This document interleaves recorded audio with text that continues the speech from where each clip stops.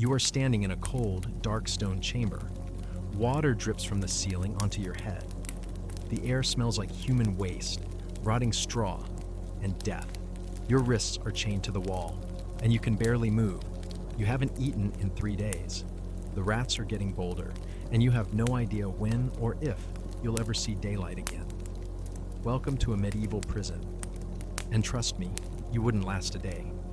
Now I know what you're thinking, but I've seen movies. Medieval prisons were just stone towers where knights got temporarily locked up before being ransomed, right? How bad could it be? Oh, you sweet, innocent person, let me tell you exactly how bad it could be. And I mean bad in ways that would make a modern maximum security prison look like a luxury resort. Because here's the thing about medieval prisons. They weren't designed for rehabilitation. They weren't designed for punishment, exactly. They were designed for one thing, holding you until your trial, your execution, or until you died, whichever came first. And given medieval conditions, until you died usually came pretty quickly. Medieval prisons were places of absolute horror. Torture wasn't just common, it was expected. Sanitation didn't exist. Medical care was non-existent. Food was whatever scraps your family could bring you, if you had family who knew where you were and could afford to feed you. And the guards, they weren't there to protect you. They were there to make sure you didn't escape. And they really didn't care if you survived the experience. You had no rights, no lawyers, no appeals, no phone calls, no visitors except those the authorities allowed. You were at the complete mercy of a system that had zero mercy. And the worst part? You might not even have done anything wrong. Medieval justice was, let's call it, flexible. You could be thrown in prison on suspicion, on accusation, because someone powerful didn't like you, or because you happened to be in the wrong place at the wrong time. So buckle up, because we're about to take a tour through the absolute nightmare that was medieval imprisonment. We'll explore the dungeons, the torture chambers, the oubliettes, and all the creative ways medieval society found to make captivity as horrific as possible. By the time we're done, you'll be grateful for every aspect of the modern criminal justice system, from public defenders to prison reform advocates, to the basic fact that torture is illegal. Let's descend into the darkness, and I do mean literally. Most medieval prisons were underground for a reason. Chapter 1. The Dungeon Descends, or Welcome to Your Tomb. Let's start with where you'd actually be held, because the physical space of a medieval prison was designed to break you psychologically before anything else even happened. The word dungeon comes from the French donjon, which originally meant the keep or main tower of a castle. But over time, it came to specifically mean the underground prison cells in the lowest levels of these structures. And there's a reason they put prisons underground. They wanted you to forget that the outside world existed. When you were arrested, and let's be clear, medieval arrest was often just being grabbed by guards and dragged away. You'd be taken to the nearest castle, fortress, or prison facility. You'd be hauled down narrow stone staircases, spiraling deeper and deeper into the earth, getting farther and farther from light and air, and any hope of escape. The descent itself was psychologically devastating. Each step down was a step away from freedom, from sunlight, from life as you knew it. The temperature would drop, the light would fade, the smell would get worse, and with each twist of the staircase, you'd lose a little more hope. At the bottom, you'd find yourself in a corridor of cells. These weren't the barred cells you see in modern prisons. Most medieval prison cells were just stone chambers carved out of the castle's foundation or dug into the bedrock beneath it. The cell you'd be thrown into would be small, really small, maybe 6 feet by 8 feet if you were lucky, sometimes smaller. Low ceilings, often so low you couldn't stand upright. Stone walls on all sides. A heavy wooden door with maybe a small barred window or just a slot for passing through food, if food came at all. No windows to the outside, no natural light. The only light came from torches in the corridor outside, and that was dim, flickering, and unreliable. At night, When the torches burned out or guards didn't bother replacing them, you'd be in complete, absolute darkness. The floor was stone, sometimes covered with filthy straw that was supposed to be bedding, but was usually just rotting, vermin-infested material that hadn't been changed in months or years. You'd sleep on this, sit on this, live on this. It would never be cleaned. It would never be replaced. It would just accumulate filth there. Was no furniture, no bed, no chair, no table, nothing. Just stone walls, stone floor, stone ceiling, and you. Toilet facilities. You had a corner of the cell, that's it. A corner where you'd relieve yourself, and the waste would just stay there. Or maybe there'd be a bucket that would be emptied when guards felt like it, which wasn't often. The smell would be overwhelming, inescapable, constant. The walls would be damp. Water would seep through the stone from the earth around the dungeon. This constant moisture meant the cells were always cold, always clammy, never dry. Mold would grow on the walls. Your clothes would never dry if they got wet. The cold would seep into your bones, and it was quiet, eerily quiet. You'd hear the occasional drip of water, maybe rats scurrying, maybe the distant sounds of other prisoners screaming or moaning, but mostly just oppressive, crushing silence that would make you question your own sanity. Some cells had chains built into the walls, iron shackles attached to short chains that would be locked around your wrists or ankles, limiting your movement even within the tiny cell. You might be chained in a position that made it impossible to lie down comfortably, forcing you to sleep, sitting or curled in an awkward position. These chains would rub your skin raw. The iron would rust and cause infections. If the chains were too tight, they'd cut off circulation. If they were too heavy, they'd cause muscle strain and joint damage, and they never came off except when guards decided to remove them, which might be never. Now let's talk about special types of prison cells, because medieval jailers were creative in their cruelty. The oubliette, from the French oublier, meaning to forget, was perhaps the most terrifying. This was a cell accessed only through a trapdoor in the ceiling. Guards would remove the trapdoor, lower you down on a rope, or just drop you, then seal the door. That's it. That's your cell. A pit in the ground with no door, no windows, accessible only from above. The name literally means the forgetting place, because once you were put in an oubliette, you were meant to be forgotten, left to die of starvation, thirst, or despair. Some oubliettes were so small you couldn't lie down. You'd have to stand or crouch for however long you survived. Others were slightly larger but pitch black, with no light ever reaching you. Some had spikes or sharp stones at the bottom, so if you were dropped in, you'd be injured on landing. Guards might throw down minimal food and water through the trapdoor if they remembered you existed, or they might not. There are accounts of oubliettes being opened decades later to find the remains of prisoners who'd been completely forgotten. Then there were the little ease cells, so small you couldn't stand, sit, or lie down comfortably. You'd be forced into a crouch or bent position constantly, which would cause excruciating pain after hours, let alone days or weeks.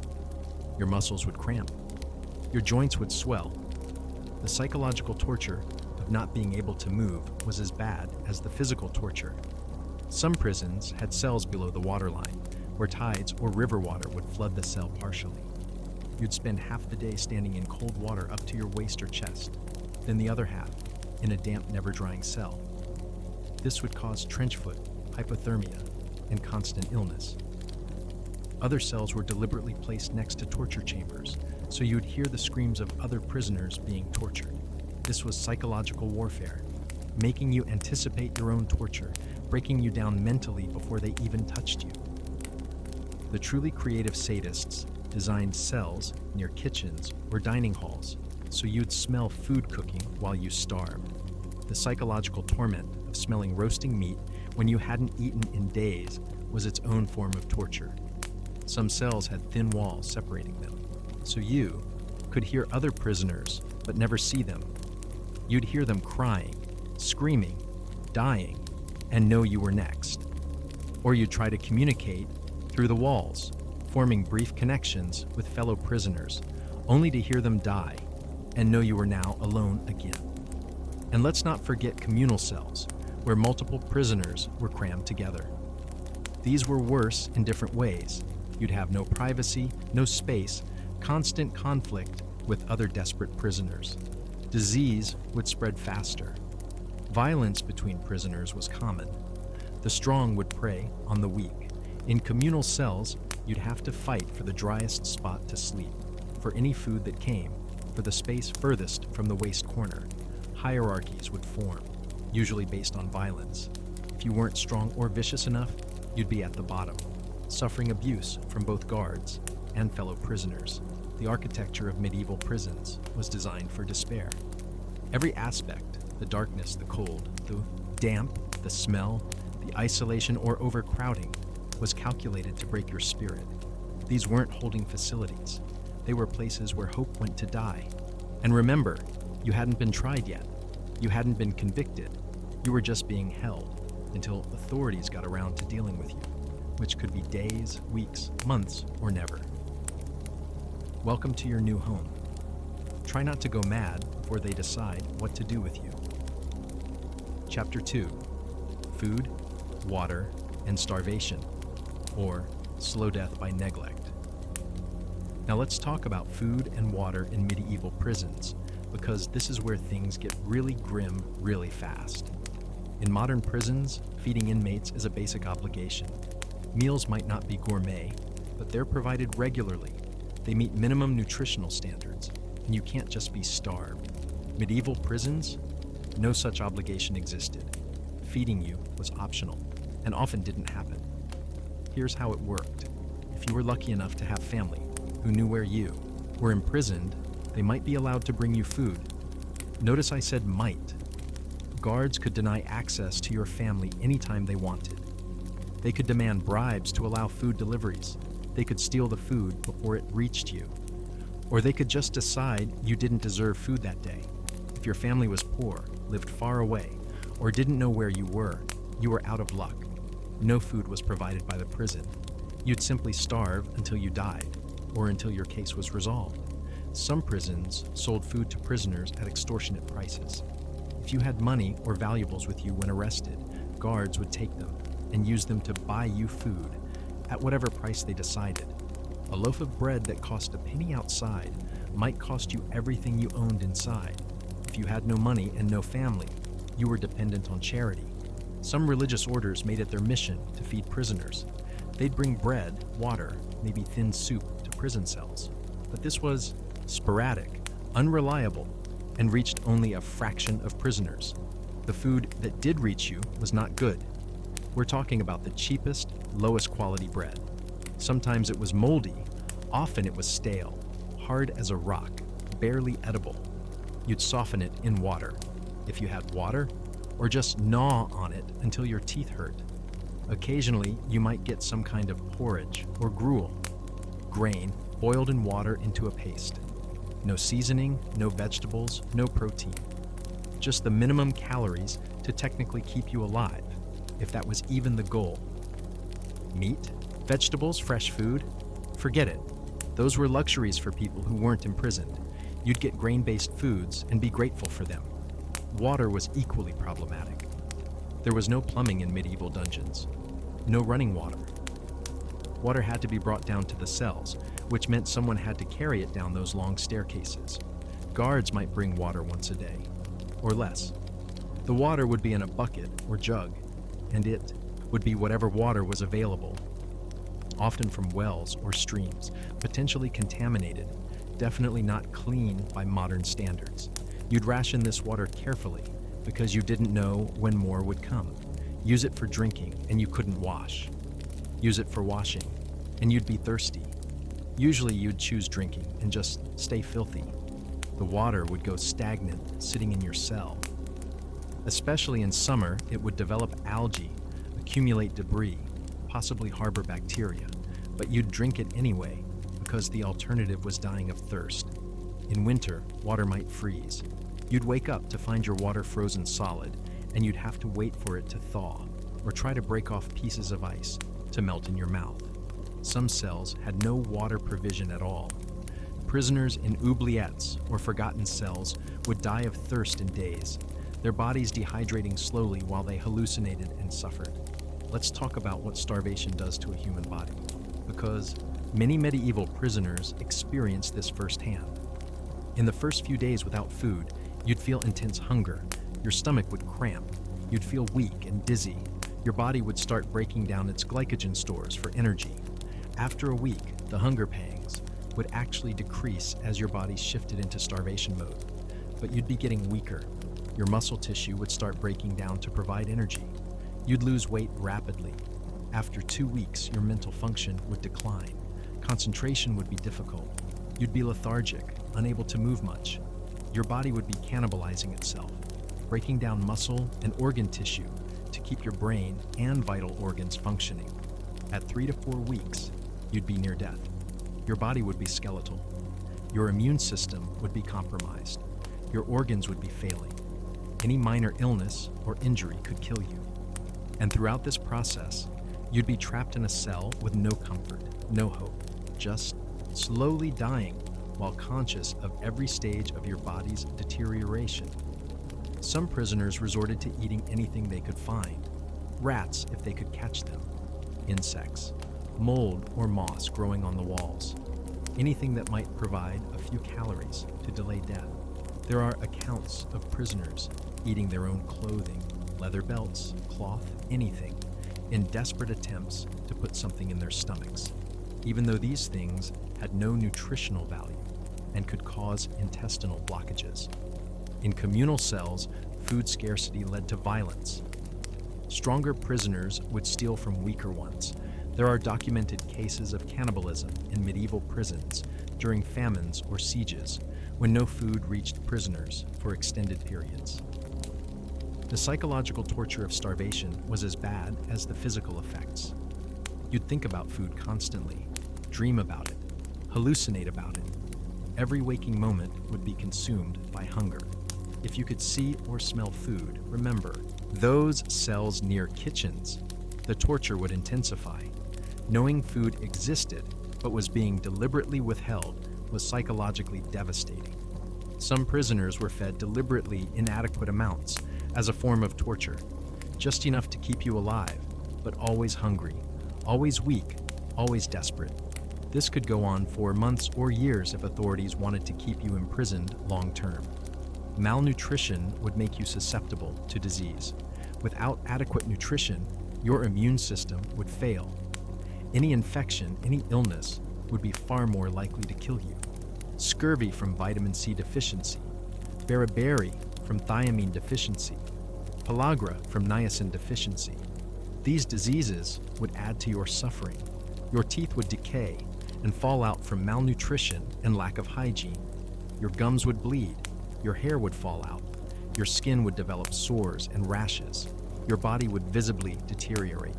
And through all of this, you'd be expected to survive and be functional enough to endure interrogation, torture, or trial whenever authorities decided to deal with you. Some prisoners in despair would simply give up.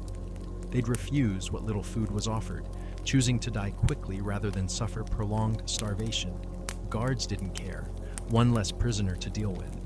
The deliberate withholding of food and water wasn't just neglect, it was a control mechanism. It kept prisoners weak and compliant. It was a constant reminder that you were completely powerless, that your very survival depended on the whims of your captors. And it was effective. Starving, dehydrated prisoners didn't have the strength to escape or resist.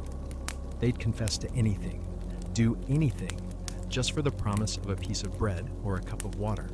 Medieval imprisonment wasn't just about locking you up. It was about systematically breaking down your body and will through deprivation until you were barely human. Welcome to medieval prison dining, or rather, the complete absence of it. Chapter 3, The Diseases of Captivity, or Infection is Inevitable. Now, we need to talk about disease in medieval prisons, because if the starvation didn't kill you, the illness almost certainly would. Medieval prisons were disease incubators.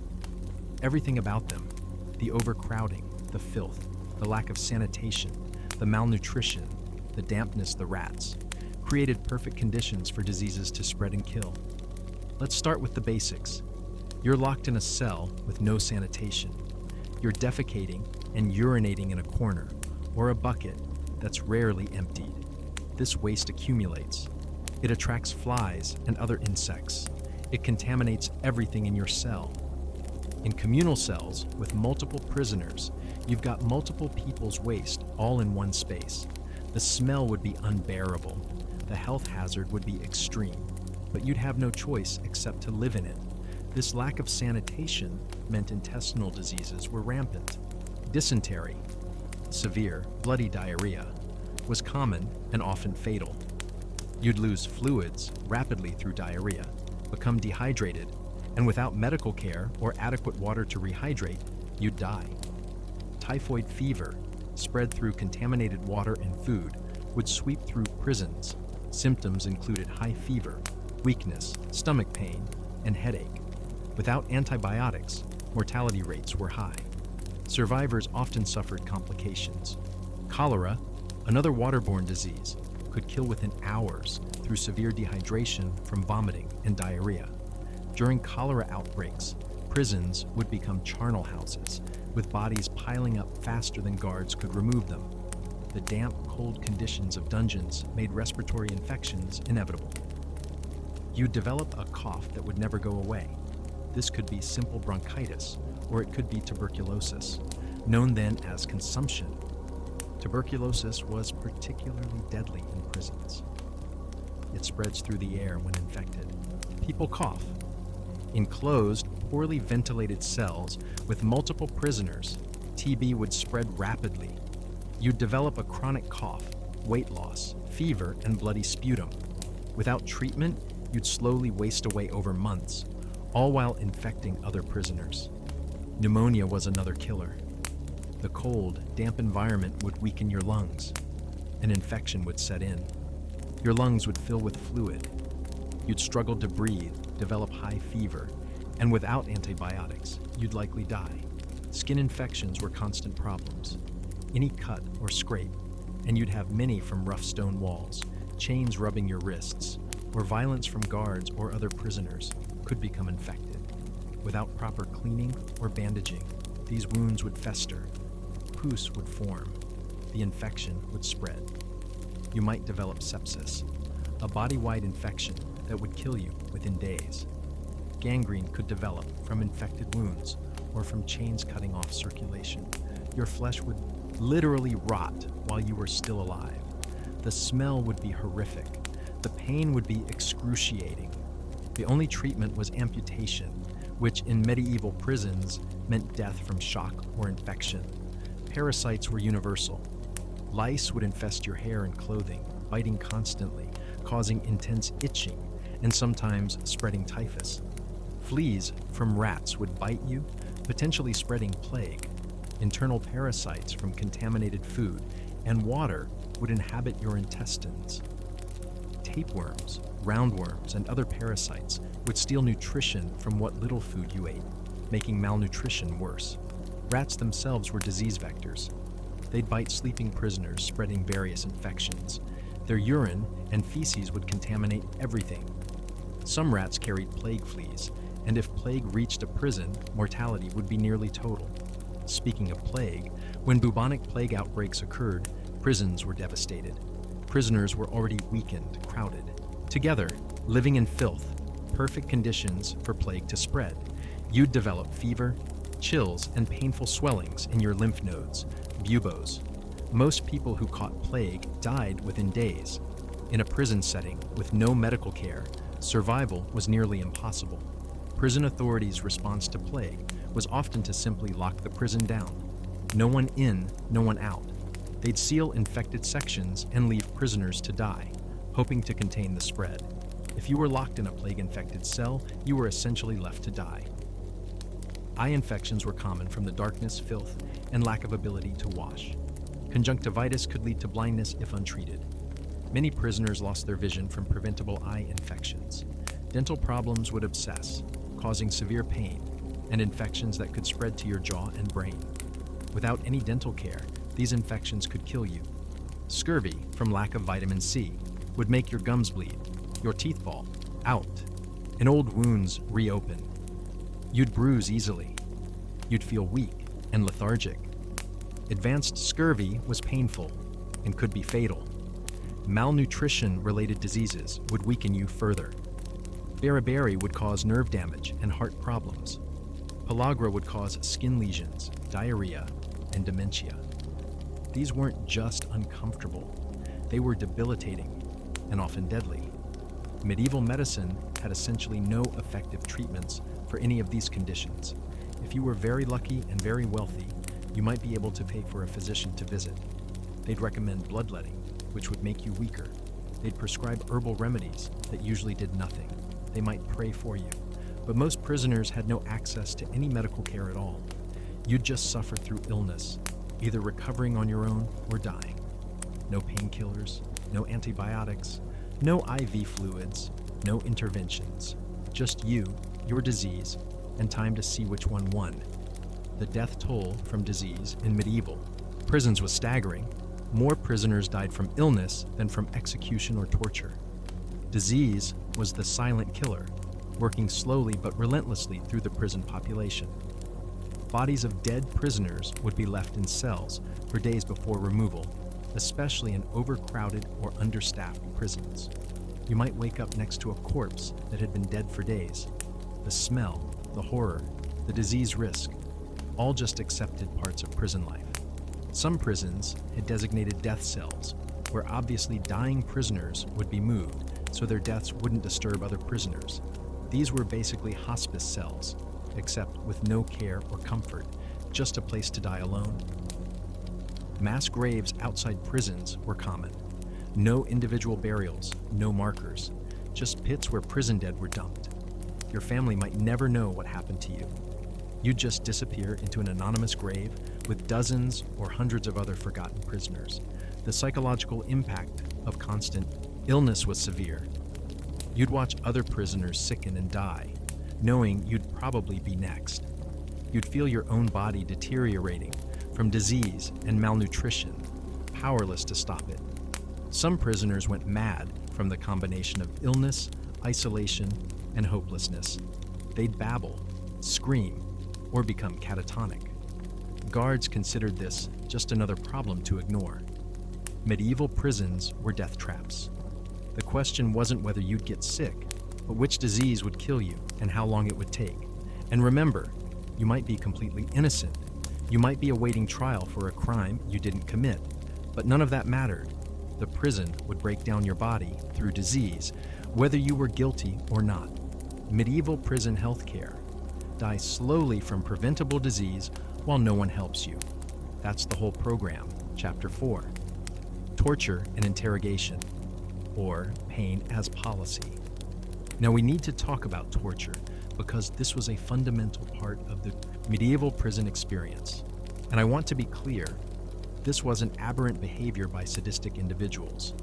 This was official policy, legally sanctioned, and considered a normal part of the criminal justice system. Medieval authorities believed that torture was necessary to extract truth.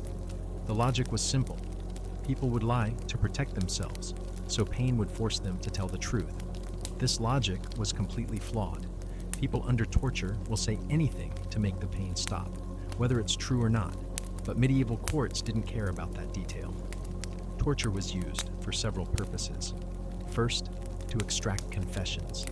If you were accused of a crime, torture could be used to make you confess. Once you confessed under torture, that confession could be used to convict you, even though it was obtained through extreme duress. Second, torture was used to get information about accomplices. If you were accused of conspiracy or belonging to a group, you'd be tortured until you named others. This led to cascading arrests, where one torture session led to dozens of new prisoners, each tortured in turn. Third, torture was sometimes used as punishment itself, especially for those awaiting execution. Guards and authorities might torture you just because they could, because you were powerless, because they enjoyed it, or because they wanted to make an example of you. Let's talk about specific torture methods. commonly used in medieval prisons. The rack was perhaps the most infamous. You'd be laid on a wooden frame with your wrists and ankles tied to rollers. The rollers would be turned, slowly pulling your limbs in opposite directions. The pain would be excruciating as your joints were stretched beyond their limits. As the rack continued, your joints would dislocate: shoulders, hips, elbows, knees. You'd hear and feel your bones pop out of their sockets. The pain would be so intense you'd likely pass out, but they'd revive you and continue. If the racking went on long enough, your limbs could be permanently damaged or torn from your body. Many rack victims never walked again, even if they survived the experience. Strappado was another common method. Your hands would be tied behind your back. Then you'd be hoisted into the air by a rope attached to your bound wrists. This would dislocate your shoulders immediately. The pain would be stunning. Sometimes weights would be added to your feet to increase the strain. Sometimes you'd be dropped suddenly, jerking your arms and causing further damage. You'd hang there, shoulders dislocated, in agony, until interrogators decided they'd gotten what they wanted, or you'd passed out one too many times. The thumb screw was exactly what it sounds like. Your thumbs would be placed in a metal device, and screws would be tightened to crush your thumbs slowly. The pain would be intense, and your thumbs would be permanently damaged or destroyed. Similar devices existed for toes, fingers, and other body parts, all designed to cause maximum pain while leaving you alive, enough to be interrogated further. Water torture took several forms. One method involved forcing water down your throat through a funnel until your stomach was painfully distended. Then pressure would be applied to your abdomen, forcing the water back up, often mixed with blood and stomach contents. Another involved waterboarding, laying you on your back with your head lower than your feet, covering your face with cloth, and pouring water over it to create the sensation of drowning. This would cause panic and the feeling that you were dying, even though no actual drowning occurred. Fire torture involved burning parts of your body with hot irons, torches, or coals. Feet were common targets. They'd heat your feet until the flesh burned and blistered. The smell of your own burning flesh would be traumatic beyond the pain. Some interrogators would burn specific body parts depending on your alleged crime. Thieves might have their hands burned, liars their tongues. The creativity of cruelty was limitless. The iron maiden, a coffin-shaped device lined with spikes, is often thought to be medieval, though most examples are actually later. But similar concepts existed. You'd be placed in a confined space with sharp objects, unable to move without injuring yourself. Starvation and sleep deprivation were used as torture methods too.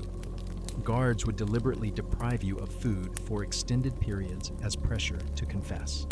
Or they'd keep you awake for days, making you stand, periodically waking you if you fell asleep. Without sleep, your mental function would deteriorate rapidly. Hallucinations would start. Your resistance to interrogation would break down. You'd become confused, suggestible, willing to confess to anything just to be allowed to sleep. Beating was the most basic form of torture, but no less effective. Guards would beat you with clubs, whips, rods, or fists. They'd beat you until bones broke, until you were covered in bruises, until you couldn't stand. Some torture sessions would involve multiple methods in sequence. They'd start with beatings, move to the rack, use thumb screws, then finish with burning. This combination of different types of pain would overwhelm your ability to cope. The psychological torture was as bad as the physical. You'd be shown torture devices before they were used, building anticipation and fear. You'd hear other prisoners being tortured, their screams echoing through the prison. You'd know what was coming and be helpless to stop it.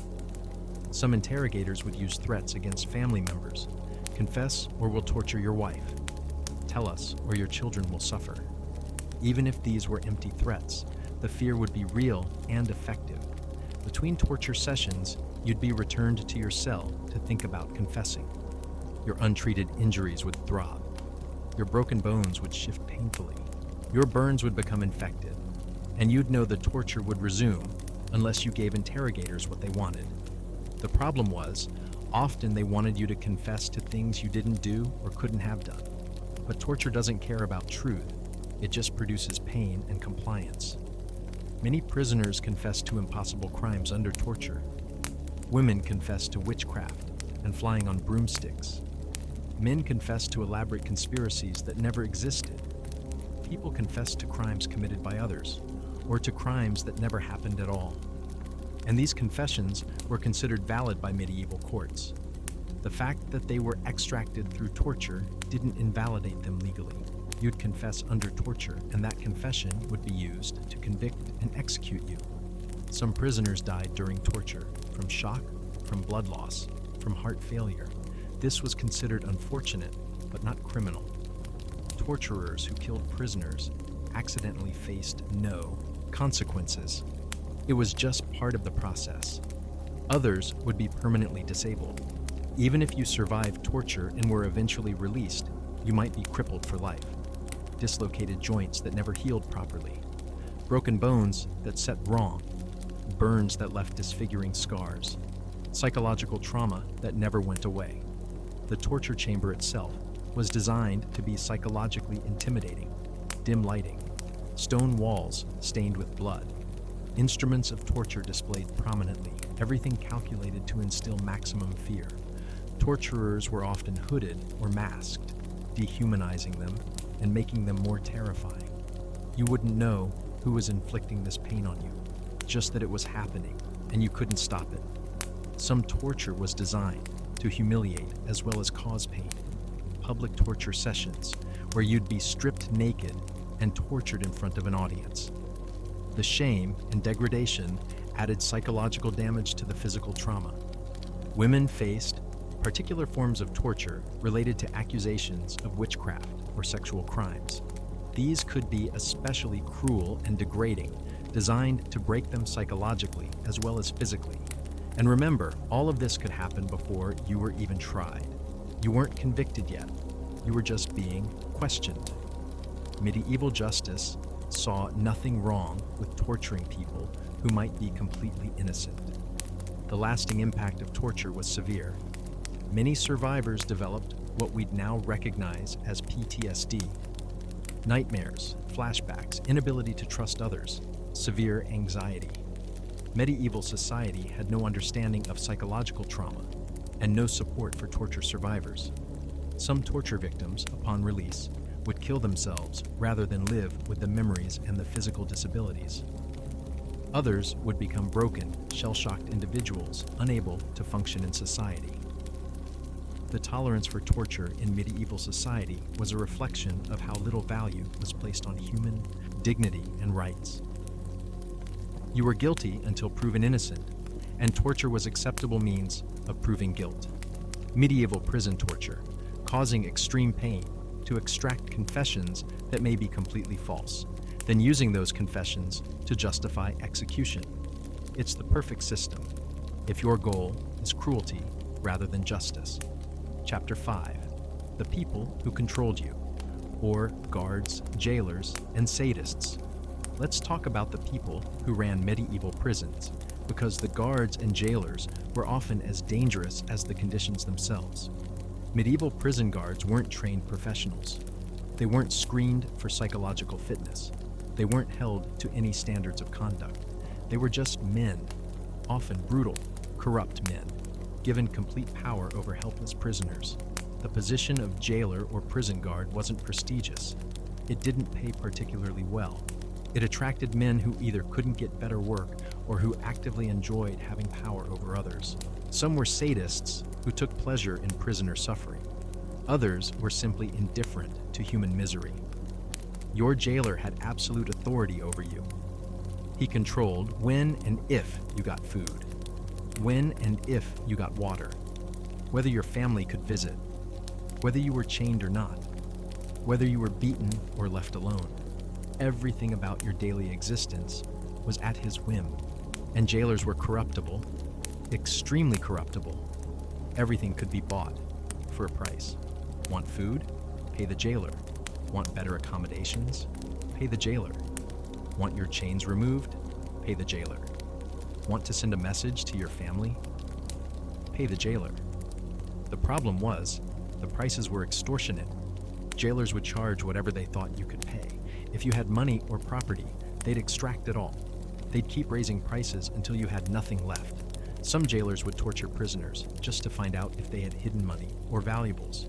They'd assume everyone had something valuable and would use pain to extract either the valuables themselves or information about where they were hidden. If you couldn't pay, you suffered. Simple as that. No money meant no food beyond minimal charity. No money meant staying in the worst cells. No money meant being chained, beaten, and neglected. Jailers would also accept bribes from outside. Your enemies could pay the jailer to make your life worse, to deny you food, to beat you, to torture you. And you'd never know why your treatment suddenly deteriorated. Guards were often drunk on duty. They'd drink to cope with the job, the smell, the screams, the dying prisoners. Or they'd drink because they enjoyed being drunk and violent. Either way, drunk guards were unpredictable and dangerous. A drunk guard might beat you for no reason, might forget to bring food or water, might leave you chained in painful positions for days, might assault you, and you'd have absolutely no recourse. Female prisoners faced particular dangers from male guards. Guards had unrestricted access to cells and complete power over prisoners. They could and did assault female prisoners with impunity. Pregnancy from these assaults was common, and it offered no protection or sympathy. Some guards would sell access to prisoners. For a fee, they'd let people come torture prisoners, assault them, or just come watch prisoners suffering as entertainment. Your pain was literally being sold for profit. Guards would organize fights between prisoners for entertainment and gambling. They'd force prisoners to fight each other, betting on the outcomes. Winning might earn you slightly better treatment. Losing might mean being beaten further. Medical care was often worse than no care at all. Prison physicians, if they existed, were usually failed doctors or quacks who couldn't maintain practice outside. Their treatments would often make things worse. These prison doctors might be paid per treatment, incentivizing them to claim. Prisoners needed treatment even when they didn't. Or they'd experiment on prisoners with untested treatments, using the prison as their personal laboratory. Some guards actively enjoyed prisoner suffering. They'd come up with creative torments just for amusement. They'd mock dying prisoners. They'd deliberately give false hope, promising release or better conditions, then laughing when it didn't happen. The power dynamic was absolute. Guards could hit you anytime they wanted. You couldn't hit back or you'd be punished severely. More chains, no food, extended torture sessions. You had to endure whatever they did and thank them for it if you wanted to survive. Guards would play psychological games. They'd tell you your family had abandoned you. They'd claim you'd been forgotten and would never be released. They'd give you contradictory information about your case, keeping you confused and hopeless. Some guards would offer false hope of escape, then punish you when you took the bait, or they'd pretend to be sympathetic, get you to confess things, or reveal information, then use it against you or sell the information to authorities. The isolation meant no witnesses to guard brutality except other prisoners, who were powerless to help. Guards could do anything to you, and as long as they didn't kill you before trial, there would be no consequences. Actually, even killing you before trial often had no consequences. Guards could claim you tried to escape. You attacked them. You killed yourself. Who would investigate? Who would care? You were just a prisoner. Prison chaplains existed in some prisons, but they were often in collusion with authorities. They'd pressure you to confess your sins and crimes. They'd report anything you said in confession to interrogators. They offered spiritual manipulation disguised as comfort. Some jailers ran prisons as personal fiefdoms. They'd been appointed to the position through patronage or purchase, and they viewed it as a business opportunity. Every aspect of the prison would be monetized for their profit. These entrepreneurial jailers would charge prisoners for everything: cell rent, chain removal fees, trial preparation fees, execution fees. Even being executed would cost money, paid by you or your family. If you died in prison, jailers would sell your body to medical schools or just dump it and claim burial fees from your family. They'd sell your belongings, claiming they were payment for your stay. Every aspect of your imprisonment would be turned into profit. Succession of jailers could be good or terrible. A new jailer might reduce corruption and improve conditions slightly.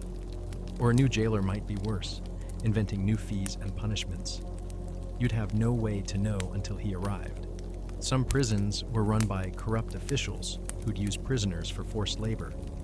You'd be rented out to work on construction projects, in mines or in workshops, with your labor sold for profit that you never saw. The turnover rate for guards was high because it was a horrible job. This meant constant new guards who didn't know prisoners and didn't care. You'd have to figure out each new guard's temperament, what bribes they wanted, what would anger them. Guards from military backgrounds often treated prisons like enemy camps. They'd be brutal and efficient in their cruelty, viewing prisoners as dangerous enemies to be subdued rather than people awaiting trial. The best you could hope for was indifferent guards who did their jobs minimally but didn't go out of their way to cause extra suffering. These were rare. Most guards ranged from corrupt to actively sadistic. And remember, guards were products of medieval society. They believed in the social hierarchy, in divine punishment, in the righteousness of their authority. They had no concept of prisoner rights because prisoners had no rights. Guards would die eventually and be replaced, but the system continued. Individual guards might be better or worse, but the structure that gave them absolute power over helpless people never changed. Your survival in medieval prison depended partly on managing your relationship with guards, being respectful but not servile, paying bribes when you could, avoiding their attention when possible. It was a constant, exhausting performance, with your life at stake. Medieval prison guards, absolute power, zero accountability, and a captive population to exploit. What could possibly go wrong? Everything went wrong. Chapter 6, Trial and Injustice, or Guilty Until Proven Guilty. Now let's talk about the medieval trial system, because if you thought the prison conditions were bad, wait until you see how justice actually worked. First, understand that you might wait months or even years for your trial. There was no constitutional right to a speedy trial. You'd just sit in prison, suffering all the conditions we've discussed until authorities got around to dealing with your case. During this waiting period, you'd have no idea when your trial would be. No one would tell you. Days would blur into weeks, weeks into months. The psychological torture of not knowing was its own punishment. When your trial finally came, you'd be brought up from the dungeon. If you'd been imprisoned for a long time, you'd be weak, malnourished, possibly sick, definitely traumatized. You'd blink in the daylight, barely able to stand, chains still on your wrists. This was deliberate. Authorities wanted you to look guilty, broken, dirty, desperate. Your very appearance would prejudice the court against you before you said a word. Medieval trials were nothing like modern trials. There was no presumption of innocence. The fact that you'd been arrested and imprisoned was itself evidence of guilt. Why would authorities have arrested you if you weren't guilty? You had no right to an attorney, no legal representation, no one to speak for you or help you understand the charges. You were on your own, facing trained interrogators and judges who assumed you were guilty. You had no right to remain silent. Refusing to answer questions was itself suspicious and could be taken as evidence of guilt. You were expected to defend yourself through your answers, but anything you said could and would be used against you. The charges against you might be vague: suspicion of theft, consorting with criminals, behavior against public morals. You might not even know specifically what you were accused of doing, just a general category of crime. Evidence standards were incredibly low. Hearsay was admissible. Rumors were admissible. Someone saying they saw you do something was enough, even without physical evidence. Your reputation alone could convict you. If you were already known as a troublemaker, or if you were poor, or if you belonged to a marginalized group, the court would assume the worst about you. Your social status mattered more than facts. Accusers didn't have to prove their claims. They just had to make accusations. You had to prove your innocence, which is nearly impossible. How do you prove you didn't do something? How do you prove a negative? Witnesses could be called against you, but you had limited ability to challenge their testimony or call your own witnesses. If you were poor and your accuser was wealthy, Their word would be believed over yours automatically. Confessions obtained under torture were fully admissible. Didn't matter that you'd said anything to make the pain stop. Didn't matter that your confession might be completely false. You confessed, therefore you must be guilty. Some courts required you to confess outside of torture for the confession to be valid, but this was easily circumvented. They'd torture you until you confessed, then remove the torture devices and ask if you still confessed. If you said yes, because you knew saying no meant more torture, that counted as a voluntary confession. The judge or judges had enormous discretion. They could decide what evidence to consider, what questions to ask, what testimony to believe. Their personal biases, their relationship with your accusers, their mood that day, all of this could affect your fate. In many cases, judges had already decided your guilt before the trial started. The trial was just a formality, a public performance to legitimize a predetermined outcome. Some trials were incredibly brief. You'd be brought before the judge, charges would be read, maybe a witness or two would speak, and judgment would be pronounced. The whole thing might take an hour.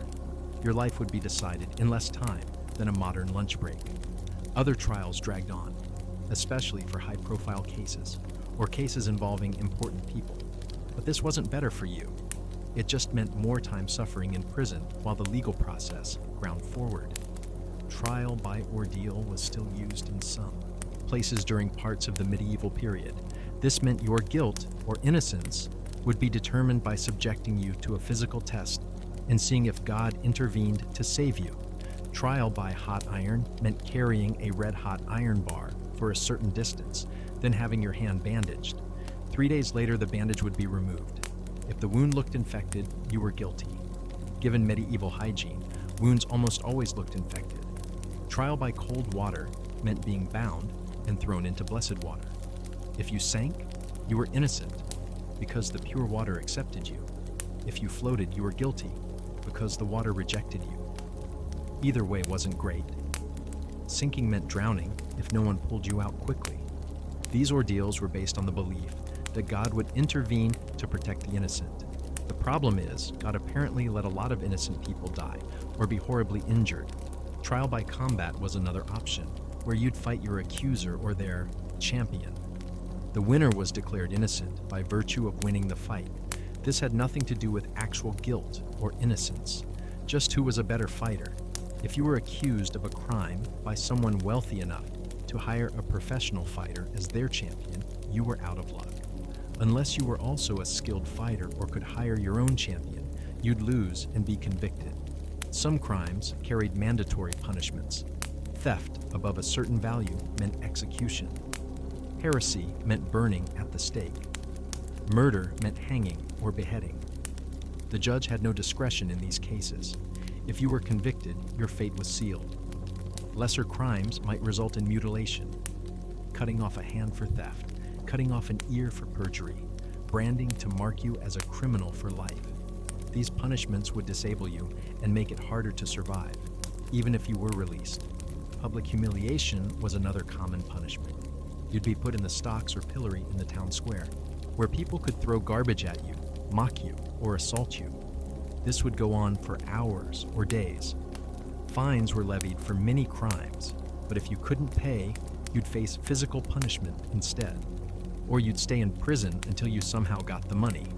This created a debtor's prison situation where poor people stayed imprisoned indefinitely. Some punishments were designed to fit the crime symbolically.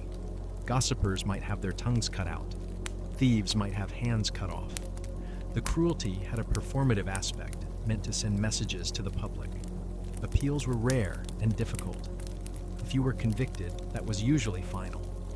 You might petition for mercy from the king or a high noble, but this required connections and resources most prisoners didn't have. Even if you were acquitted, you weren't necessarily free. You'd been in prison, probably for months. You'd lost your property, your health, your reputation. Your life was destroyed, even though you were found innocent, and the imprisonment itself was punishment. The time you'd spent in prison awaiting trial wasn't credited toward any sentence. It was just additional suffering on top of whatever punishment you received. Some people died in prison before their trials ever happened. They'd wait so long in such terrible conditions that they'd die from disease, starvation, or despair. Their cases would be closed as resolved by death. For serious crimes, especially heresy or treason, trials could be more elaborate. Multiple judges, extensive questioning, documentation of proceedings. But elaborate didn't mean fair. It just meant more theatrical injustice. Inquisitorial proceedings for heresy were particularly thorough and terrible. Inquisitors would interrogate you at length, use torture to extract confessions, and force you to name others as heretics. The goal was to root out heresy completely, which meant extracting as many names as possible. Once convicted of heresy, you'd be relaxed to the secular arm, handed over to civil authorities for execution. The church would pronounce you guilty and let the state burn you alive, while the church maintained it didn't execute people. Political trials were show trials, designed to eliminate enemies while maintaining a veneer of legality. The verdict was predetermined, evidence was fabricated if necessary, and your execution would serve as a warning to others who might oppose those in power. If you were nobility or clergy, you might get a slightly better trial, one where procedures were followed more carefully, where you might actually have someone speak for you. But even these trials were fundamentally unjust by modern standards. Common people got the worst of it. Quick trials, minimal evidence, harsh sentences. The system assumed you were guilty and just needed to determine the appropriate punishment. Judges were often corrupt, accepting bribes from accusers or from the accused. Justice could literally be bought if you had enough money, but if you'd been in prison for months, you probably had no money left. The entire system was designed to process cases quickly and cheaply, not to ensure justice. Get confessions through torture, hold brief trials, impose punishments, move on to the next case. That was the workflow. And throughout all of this, you'd be treated as guilty. Guards would treat you as a criminal. Other prisoners would assume you'd done something wrong. Even if acquitted, people would wonder if you'd just gotten away with it. The psychological impact of being convicted for something you didn't do or being treated as guilty when you were innocent was severe. Some people never recovered from the injustice. Medieval trials, a systematic method of turning accusations into convictions through torture, bias, and corrupted procedures. Justice was optional, punishment was guaranteed. Chapter 7. Execution and final horrors. Or, death is not the worst part. Let's talk about execution, because if your trial resulted in a death sentence, which many did, what came next was often worse than the imprisonment itself. First, you'd be told you were condemned to die, but not necessarily when. You might wait days, weeks, or months for your execution. This waiting period was psychological torture. Every day could be your last. Every sound of guards approaching might be them coming to take you to your death. Some prisoners went mad during this waiting period. The psychological pressure of knowing you'd die, but not when, would break people's minds. They'd babble, scream, or become catatonic. When execution day arrived, you'd be prepared. This preparation could include final tortures, last attempts to extract confessions or information, or religious ceremonies designed to save your soul. You'd be brought from your cell, weak, malnourished, possibly barely able to walk after months or years of imprisonment. If you couldn't walk, they'd drag you. The execution would proceed whether you could stand or not. Executions were public events. Big crowds would gather to watch. This served multiple purposes: entertainment for the masses, a warning to potential criminals, and a demonstration of authority's power. You'd be paraded through streets to the execution site. People would line the route, jeering, throwing garbage, spitting on you. This public humiliation was part of the punishment. If you were condemned for heresy or particularly reviled crimes, the crowd would be especially hostile. They'd scream curses, call for your death, celebrate your suffering. The mob mentality would be terrifying. The method of execution depended on your crime, your social status, and local customs. Let's go through the main methods. Hanging was common for thieves and common criminals, but medieval hanging wasn't the relatively quick neck-breaking drop of later periods. It was slow strangulation. You'd be placed on a ladder or cart with a noose around your neck. The ladder or cart would be removed, leaving you dangling. You wouldn't drop far enough to break your neck. You'd just hang there, slowly choking to death. This could take 10 minutes or more. You'd struggle, kick, void your bowels, and bladder in front of the crowd. Your face would turn purple. Your tongue would protrude. You'd experience the terror of slow suffocation while conscious. Sometimes family or friends would be allowed to pull on your legs to make death come faster.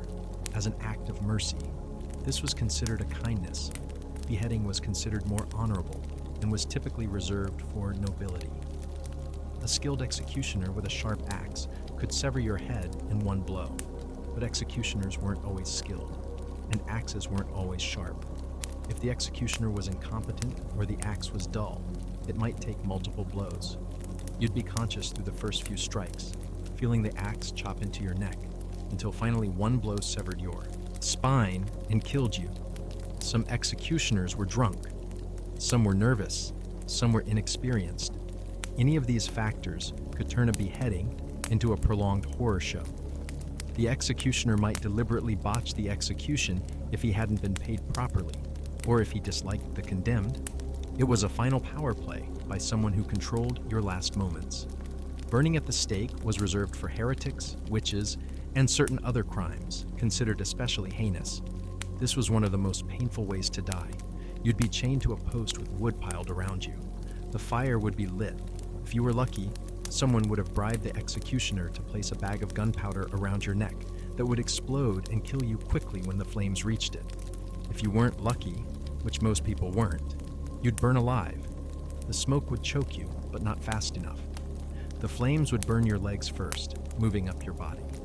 The pain would be indescribable. You'd scream until your lungs were seared. The crowd would hear you. Some would cheer. Some would pray. Some would watch in fascinated horror. You'd die slowly, in agony, in front of hundreds of witnesses. Drawing and quartering was one of the most elaborate execution methods, reserved for high treason in England.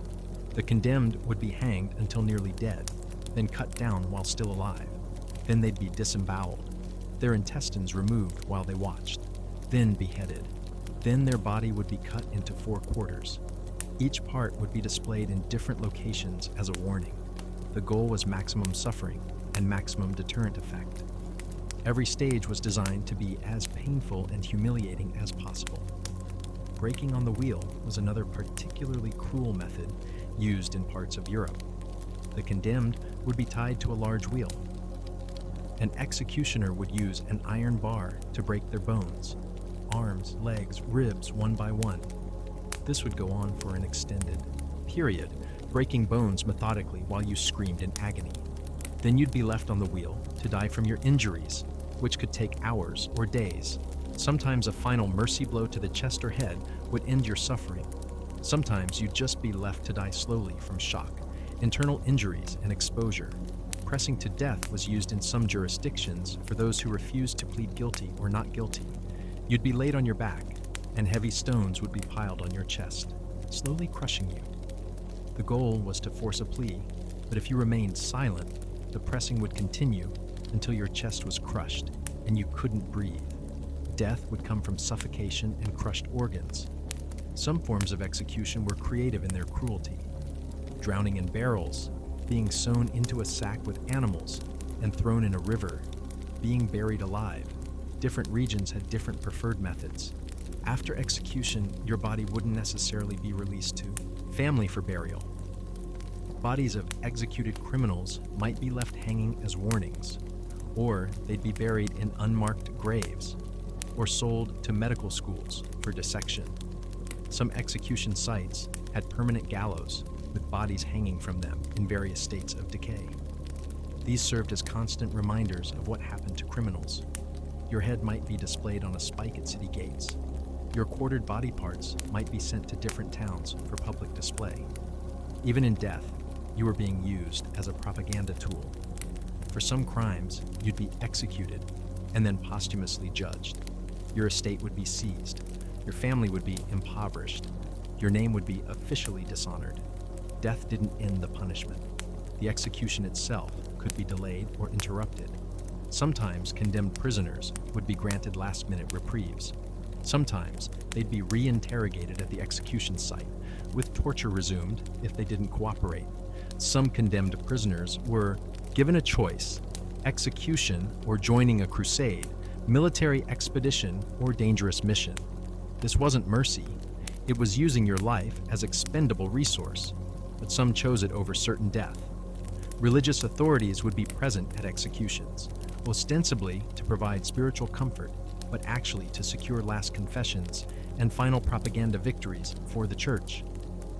The condemned would be encouraged to confess sins, express repentance, and warn the crowd against following their path. This moral theater was as important as the execution itself.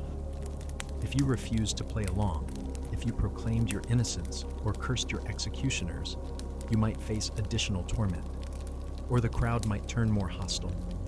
Compliance was expected even in your final moments. The executioner would ask your forgiveness before executing you.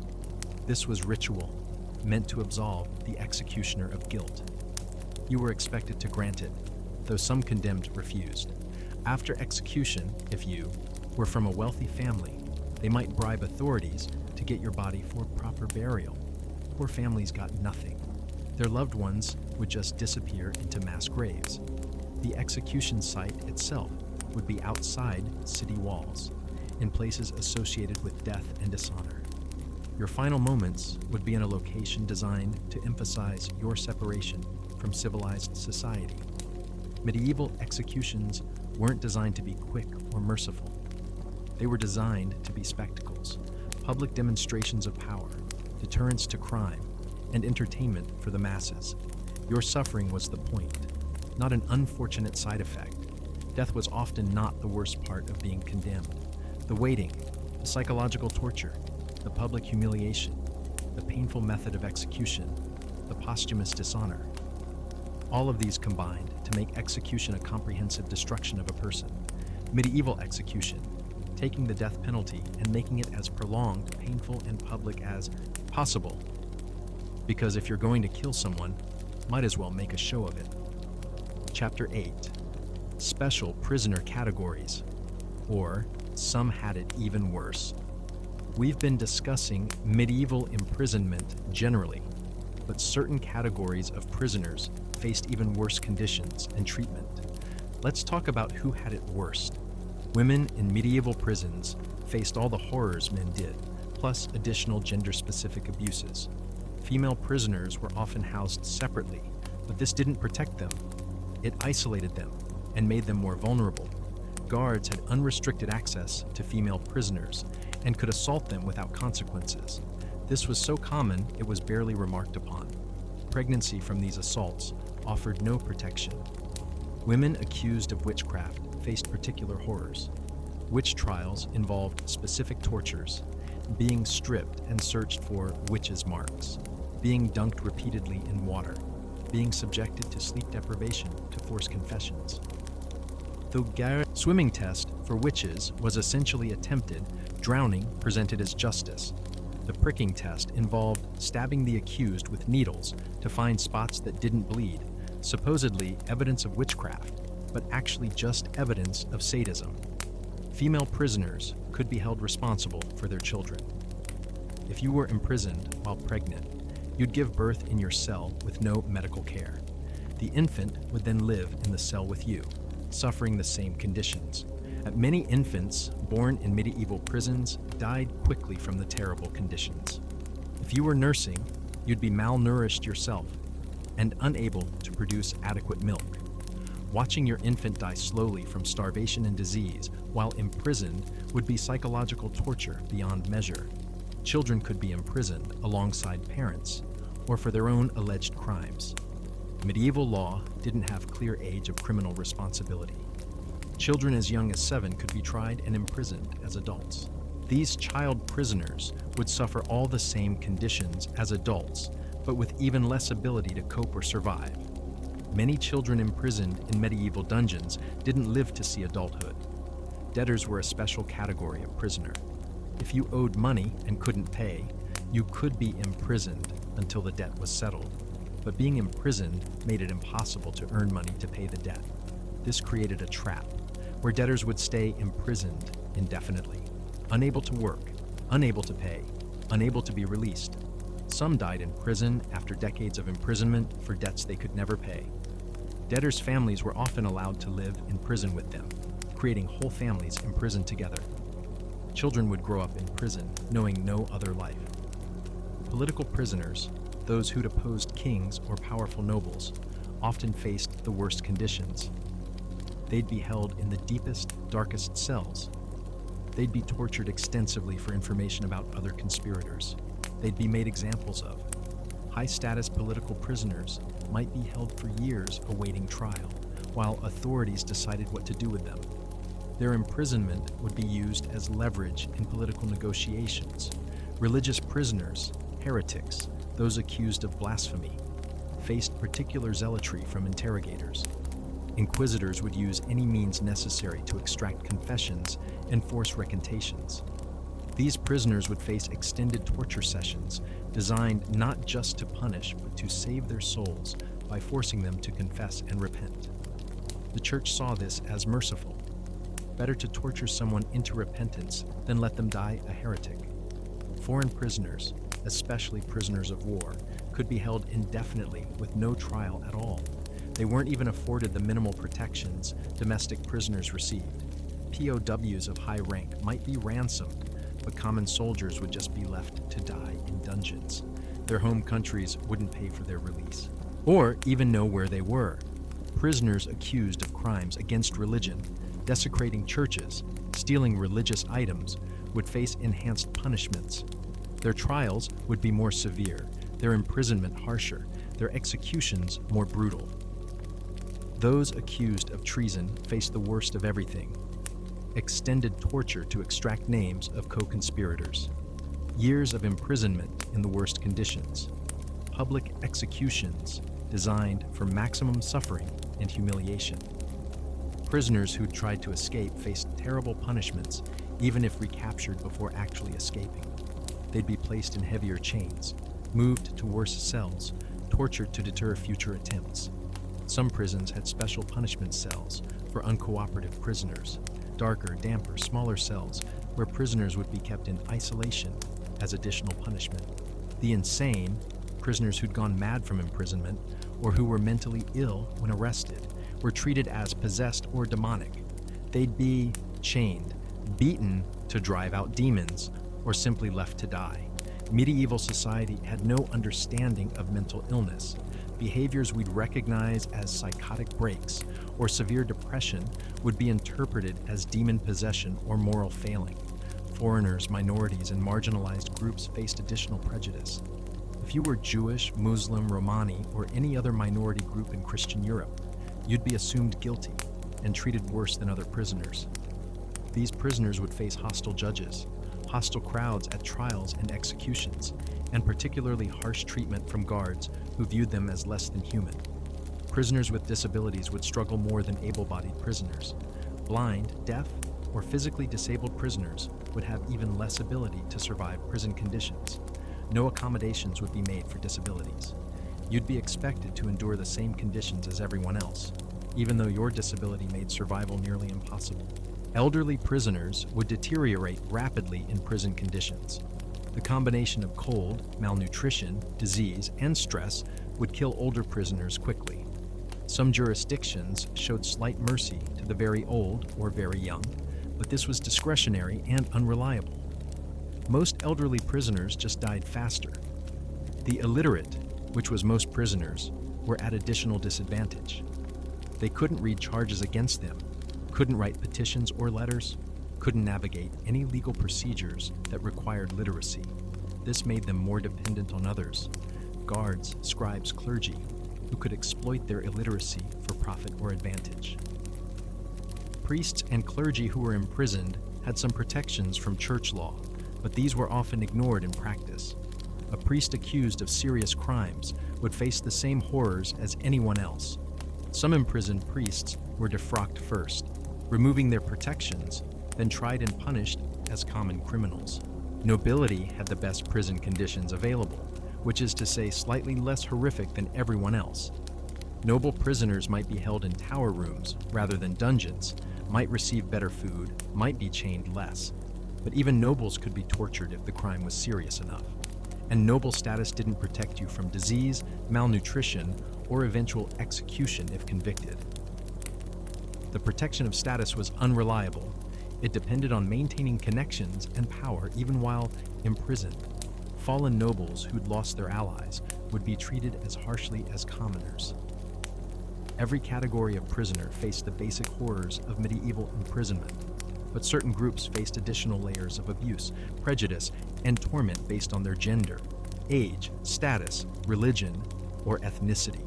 The medieval prison experience was terrible for everyone, but it was designed to be even worse for the already vulnerable and marginalized.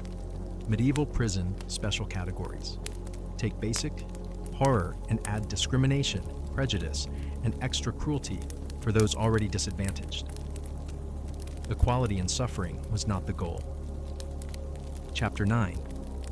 Rare escapes, or the few who got away. Despite everything we've discussed about the horror of medieval prisons, some prisoners did escape. Not many, the odds were overwhelmingly against it, but enough that we should talk about how it happened and what it took. First, understand that escaping from a medieval prison required a combination of opportunity, resources, luck, and usually help from outside. You couldn't just walk out. The entire system was designed to prevent escape. The most common method of escape was bribery.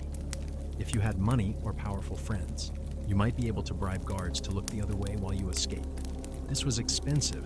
You'd have to bribe not just one guard, but potentially multiple guards who might see or stop you. You'd have to bribe enough that they'd risk punishment if caught. This required substantial wealth.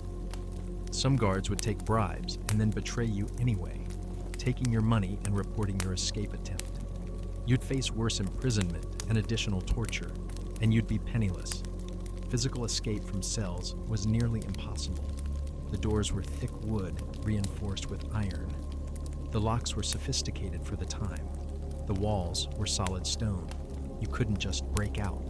Some prisoners did dig through walls or floors, but this required tools, which you didn't have, time, during which guards might discover your efforts, and somewhere to dig to.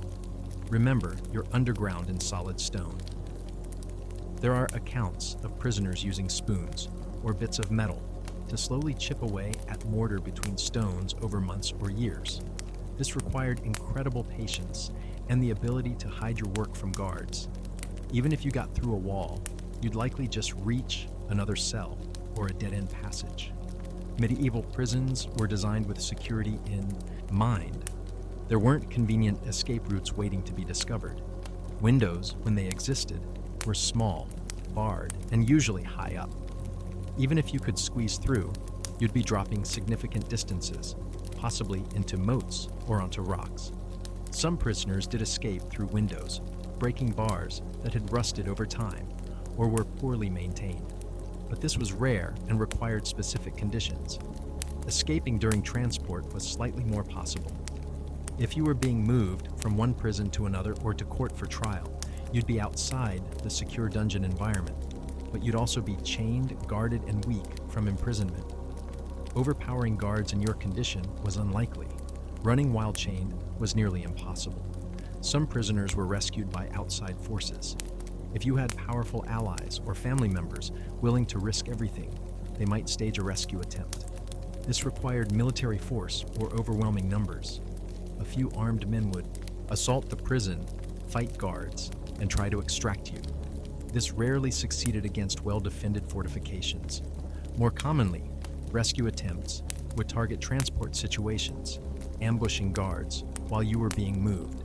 This had better odds, but still required significant resources and coordination. During times of war or political upheaval, prisons might be abandoned or undermanned. Some prisoners escaped during these chaotic periods when guards fled or when attacking forces deliberately released prisoners. Natural disasters, fires, floods, earthquakes occasionally created escape opportunities. A fire in a wooden structure adjacent to a stone prison might weaken security. Guards might prioritize their own escape over guarding prisoners, but these situations were rare and often meant trading one danger for another. Escaping during a fire meant navigating burning buildings while weakened and possibly chained. Some prisoners impersonated guards or officials. If you could get guard clothing through bribery, theft, or from an accomplice, you might walk out pretending to be a guard. This required incredible nerve and the physical ability to appear healthy enough to pass as a guard when you were probably malnourished and sick. Few could pull it off. Pretending to be dead was another rare method. If you could convince guards you died, they might remove your body for burial. Then you'd revive and escape. This required faking death convincingly, hoping guards didn't check carefully, surviving being moved without revealing you were alive, and escaping from wherever bodies were taken, probably a mass grave. Some prisoners escaped by seduction. Female prisoners or male prisoners with female accomplices might seduce guards into helping them escape. This was dangerous because guards who helped prisoners escape faced severe punishment. The guard would need powerful motivation: love, bribed promises, or blackmail. And guards who were seduced often betrayed the prisoner anyway, taking advantage of them and then reporting the escape attempt for additional rewards. Family members sometimes substituted themselves for prisoners. A relative would visit, swap clothes with the prisoner, and take their place while the prisoner walked out disguised as a visitor. This required guards allowing extended private visits, which was rare, and it required the substitute to be willing to face imprisonment and probable death. Few families had this level of devotion. Escape from less secure prisons was somewhat more possible. Not all medieval prisons were fortified castles. Some were town jails or manor-holding cells with less security, but even these had guards, locks, and community surveillance.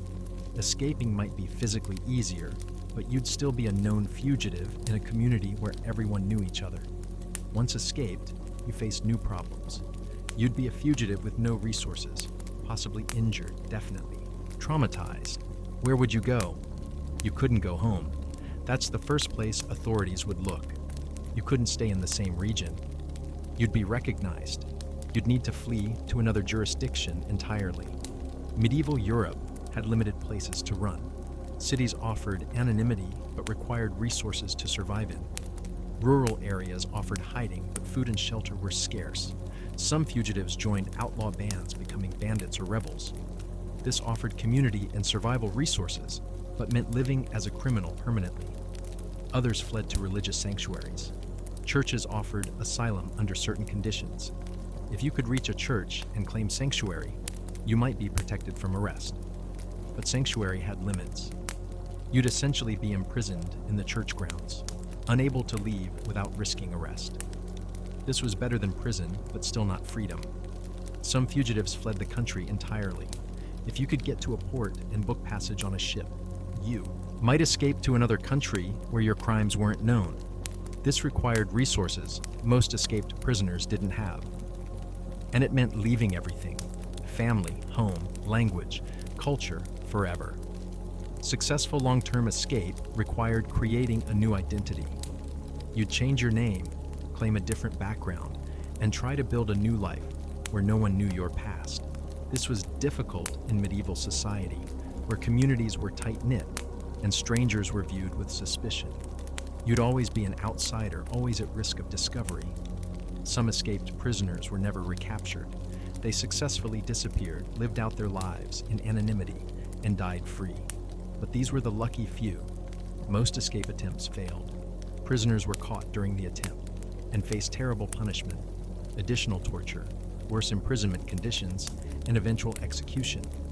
Attempted escape was seen as evidence of guilt. If you tried to escape, you must have something to hide. This would be used against you at trial. Guards who failed to prevent escapes faced punishment too.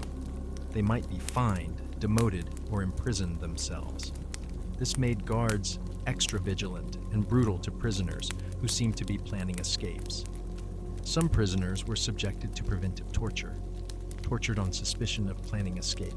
before any actual attempt. Guards would torture you to find out if you were planning anything. The most secure prisoners, those accused of serious crimes or those who'd already attempted escape, would be kept in special conditions. Heavier chains, constant surveillance, isolation to prevent coordination with other prisoners. These security measures made escape essentially impossible. You'd be watched constantly, chained so heavily you could barely move, and kept alone so you couldn't get help from other prisoners. The psychological impact of failed escape was devastating. You'd tried and failed. Your hope was crushed. Your situation was now worse.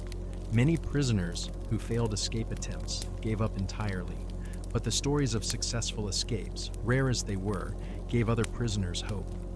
The possibility of escape, however remote, helped some prisoners maintain their sanity. Escape required resources, opportunity, outside help, and extraordinary luck. Most prisoners had none of these, but a very few, through determination, fortune, or assistance, did get out. Medieval prison escape, theoretically possible, practically nearly impossible, and if you failed, your already terrible situation would become even worse. Chapter 10. Life after prison, or if you somehow survived. Let's talk about what happened to the rare prisoners who were released from medieval prison, because surviving imprisonment didn't mean your life went back to normal. First, understand that release was rare. Most prisoners either died in prison, were executed, or were held indefinitely. The percentage of prisoners who were actually released after a term of imprisonment was small. Release might come from several circumstances. You were found not guilty at trial. You served your sentence for a non-capital crime. You were pardoned, or your family paid your debts or ransoms. Being found not guilty didn't erase the damage imprisonment had done. You'd spent months or years in terrible conditions. Your health was probably destroyed. Your property was gone, either confiscated, stolen, or sold to pay prison fees. You'd emerge from prison weak, sick, possibly disabled from torture or prison conditions. You might have lost teeth, lost weight, developed chronic illnesses, or sustained permanent injuries. Your appearance would mark you. Scars from torture, from chains, from disease. Malnutrition would have aged you prematurely. People would look at you and know you'd been imprisoned. Your reputation was destroyed. In medieval society, being imprisoned carried stigma. People would assume you'd done something wrong. Even if you were found innocent, no smoke without fire. Thinking was common, finding work was difficult. Who would hire someone who'd been imprisoned? Employers would assume you were dishonest, dangerous, or unreliable. You'd be passed over for every opportunity. Your family relationships would be damaged. If your imprisonment had impoverished your family, they might resent you. If you'd been gone for years, children might not remember you. Spouses might have moved on. Some released prisoners found their spouses had remarried, assuming they were dead. This created legal and social complications. You'd lost your place in your family. Your social network would be disrupted. Friends might avoid you, not wanting to be associated with someone who'd been imprisoned. Your community standing would be permanently damaged. Psychological trauma would affect everything. You'd suffered things that would cause severe PTSD by modern standards. Nightmares, flashbacks, hypervigilance, inability to trust others. All of this would plague you. Medieval society had no understanding of psychological trauma and no support for it. You were expected to just get over it and resume normal life. If you couldn't, that was a personal failing. Some released prisoners were broken people.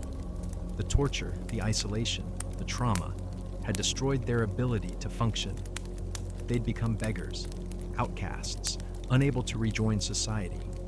Others became criminals, not necessarily because they'd been criminals before, but because imprisonment had destroyed their legitimate options. Stigmatized and desperate, they turned to crime to survive. This created a self-fulfilling prophecy. Society treated ex-prisoners as criminals, which pushed them into criminal activity, which confirmed society's prejudices about ex-prisoners. If you'd been imprisoned for debt and finally released when the debt was paid, you'd be penniless. You'd have nothing to rebuild your life with, starting over from absolute zero, with damaged health and a stigma. Some released prisoners became obsessed with revenge. They'd plot against those who'd imprisoned them, those who'd testified against them, those who'd failed to help them. This often led to being imprisoned again. Physical disabilities from torture would limit your ability to work. If your hands were damaged, you couldn't do skilled manual labor. If your legs were damaged, you couldn't walk normally. Medieval society had no disability accommodations. Some disabilities would be visible markers of your imprisonment. Missing fingers, brands, scars from torture. Everyone would see these and know you'd been punished. If you'd been branded as a criminal, that brand would mark you for life. A brand on your forehead or cheek would make it impossible to hide your past. You'd face discrimination everywhere you went. Religious support existed for some released prisoners. Monasteries or charitable organizations might help. But this help was limited and usually came with requirements, performing penance, living according to religious rules. Some released prisoners joined religious orders as a way to rebuild their lives. Monasteries offered structure, community, and purpose, but they also required giving up remaining freedoms and worldly connections. Family support, if it existed, was crucial. If your family was willing and able to take you in, you had a chance at recovery.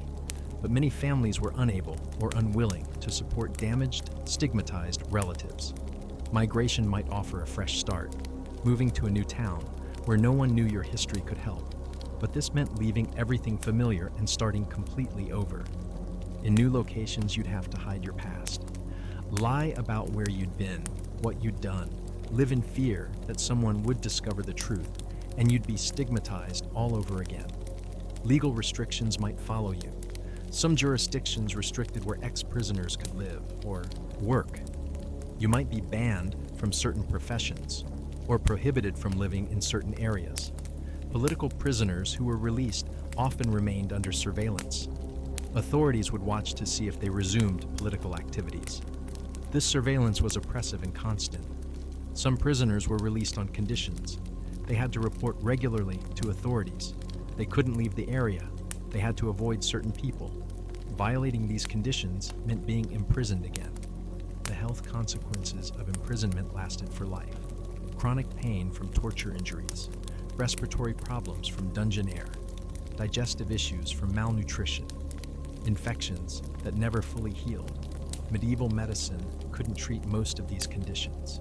You'd just live with the pain and deteriorating health until you died, probably much younger than you would have otherwise. Literacy you'd had before imprisonment might be gone. If you'd been educated but then imprisoned for years, your skills would atrophy. Illiteracy would limit your options further. Property recovery was often impossible. Even if you were found innocent, getting back property that had been confiscated or sold was difficult or impossible. The legal system didn't prioritize making things right for released prisoners. Some released prisoners wrote accounts of their experiences, trying to expose the horrors they'd endured. These accounts were often ignored or dismissed as exaggerations by authorities. Others tried to advocate for prison reform, but medieval society wasn't interested in reform. Prison was supposed to be horrible. That was the point. Life expectancy for released prisoners was much shorter than average. The damage from imprisonment, physical, psychological, social, meant early death was common. Some released prisoners didn't survive long after release. They'd die from illnesses contracted in prison, from complications of torture, or from suicide. Freedom came too late. To save them, the few who did manage to rebuild their lives did so through extraordinary resilience, supportive families, helpful communities, or sheer luck. They were exceptions, not the rule. For most released prisoners, life after prison was a damaged existence.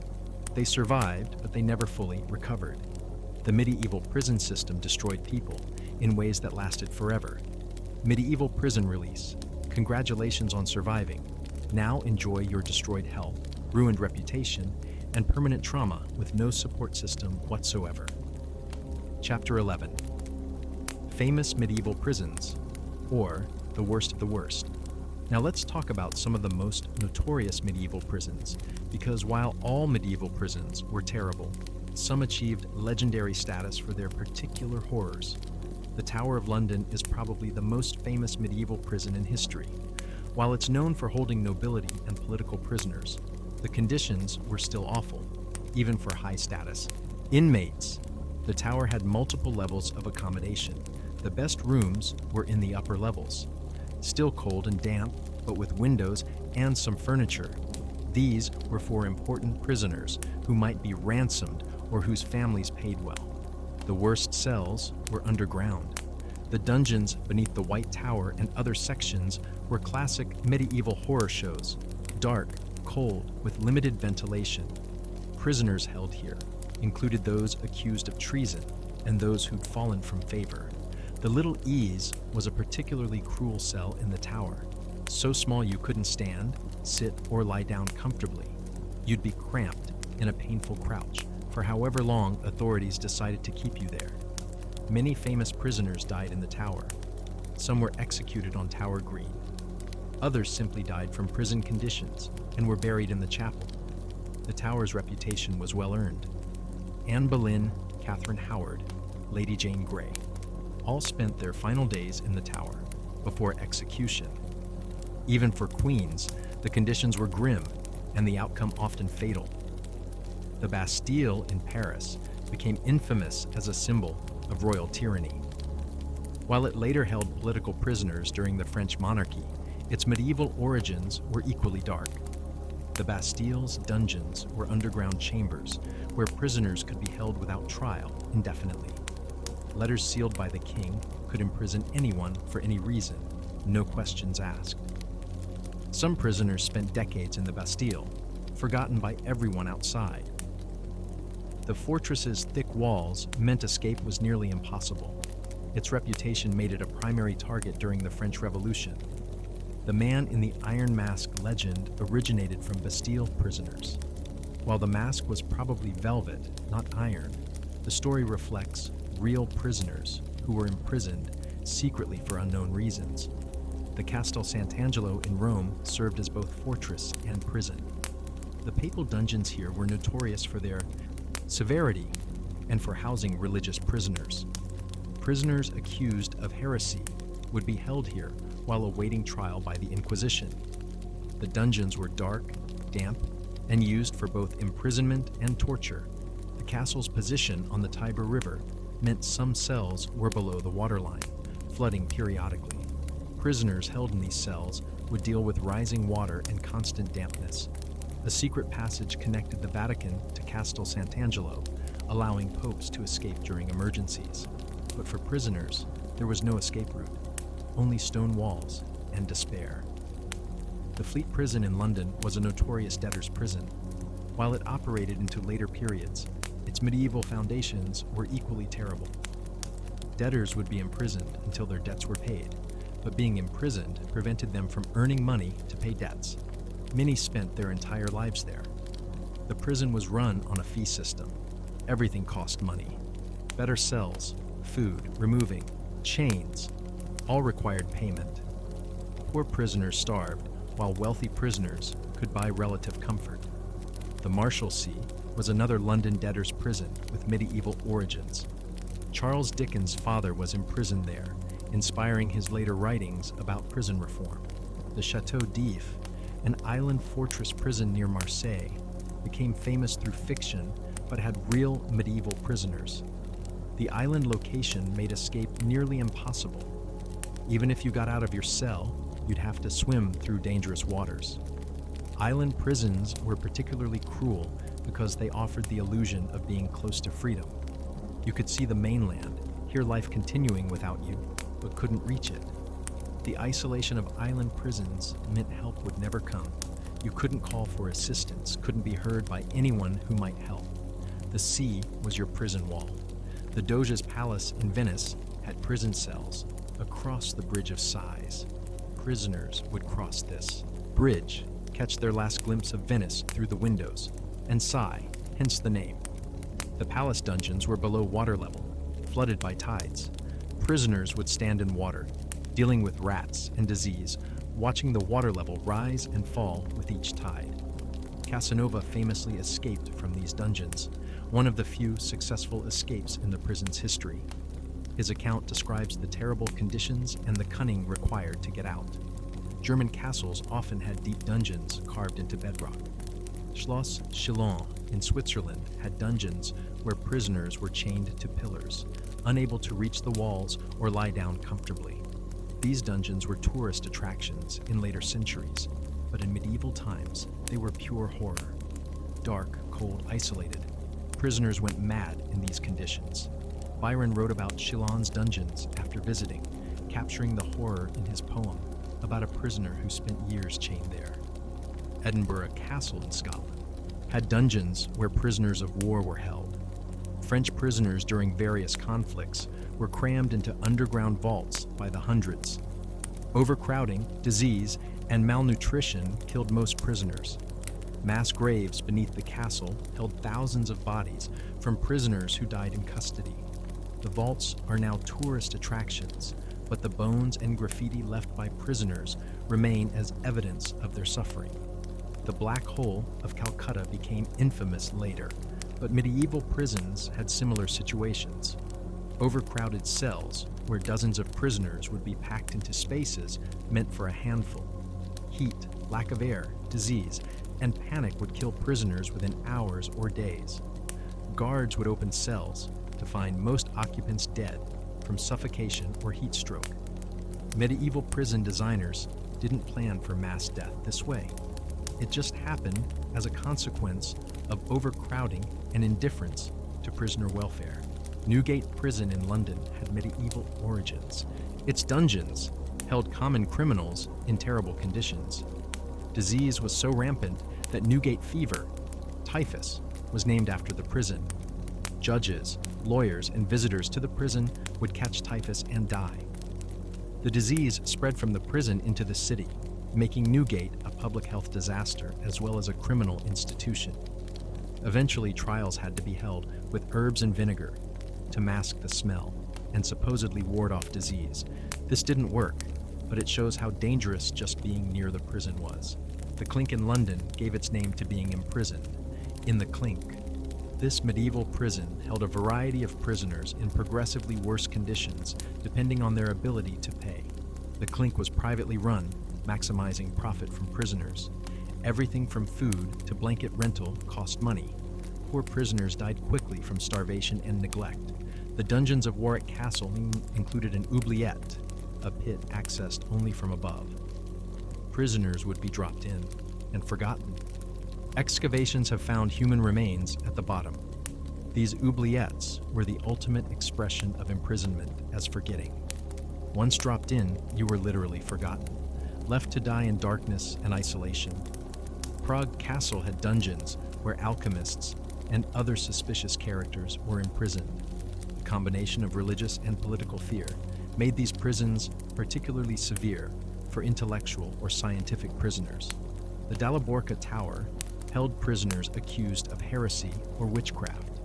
Torture chambers were adjacent to cells, and prisoners would hear others being tortured constantly. The tower still stands, and visitors can tour the medieval dungeons and see the torture devices displayed.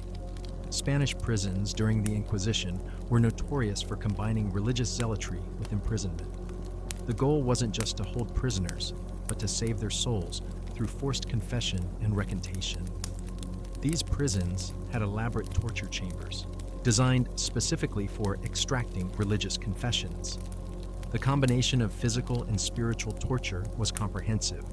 The Inquisition's prisons were secretive. Families often didn't know where loved ones were held or whether they were even alive. This added psychological torture to physical suffering. The concept of the bottle dungeon, a cell shaped like a bottle with a narrow neck at the top, appeared in various castles. Prisoners would be lowered in and couldn't climb out. These dungeons would fill with waste, water, and debris over time. Prisoners would stand in increasingly deep filth until they died or were removed. St. Andrew's Castle in Scotland has a famous bottle dungeon that visitors can still see today, though it's now clean and lit, unlike its medieval condition. prison ships were sometimes used in coastal areas. Old, unseaworthy vessels would be anchored and used to hold prisoners in the hull. Conditions were even worse than land prisons.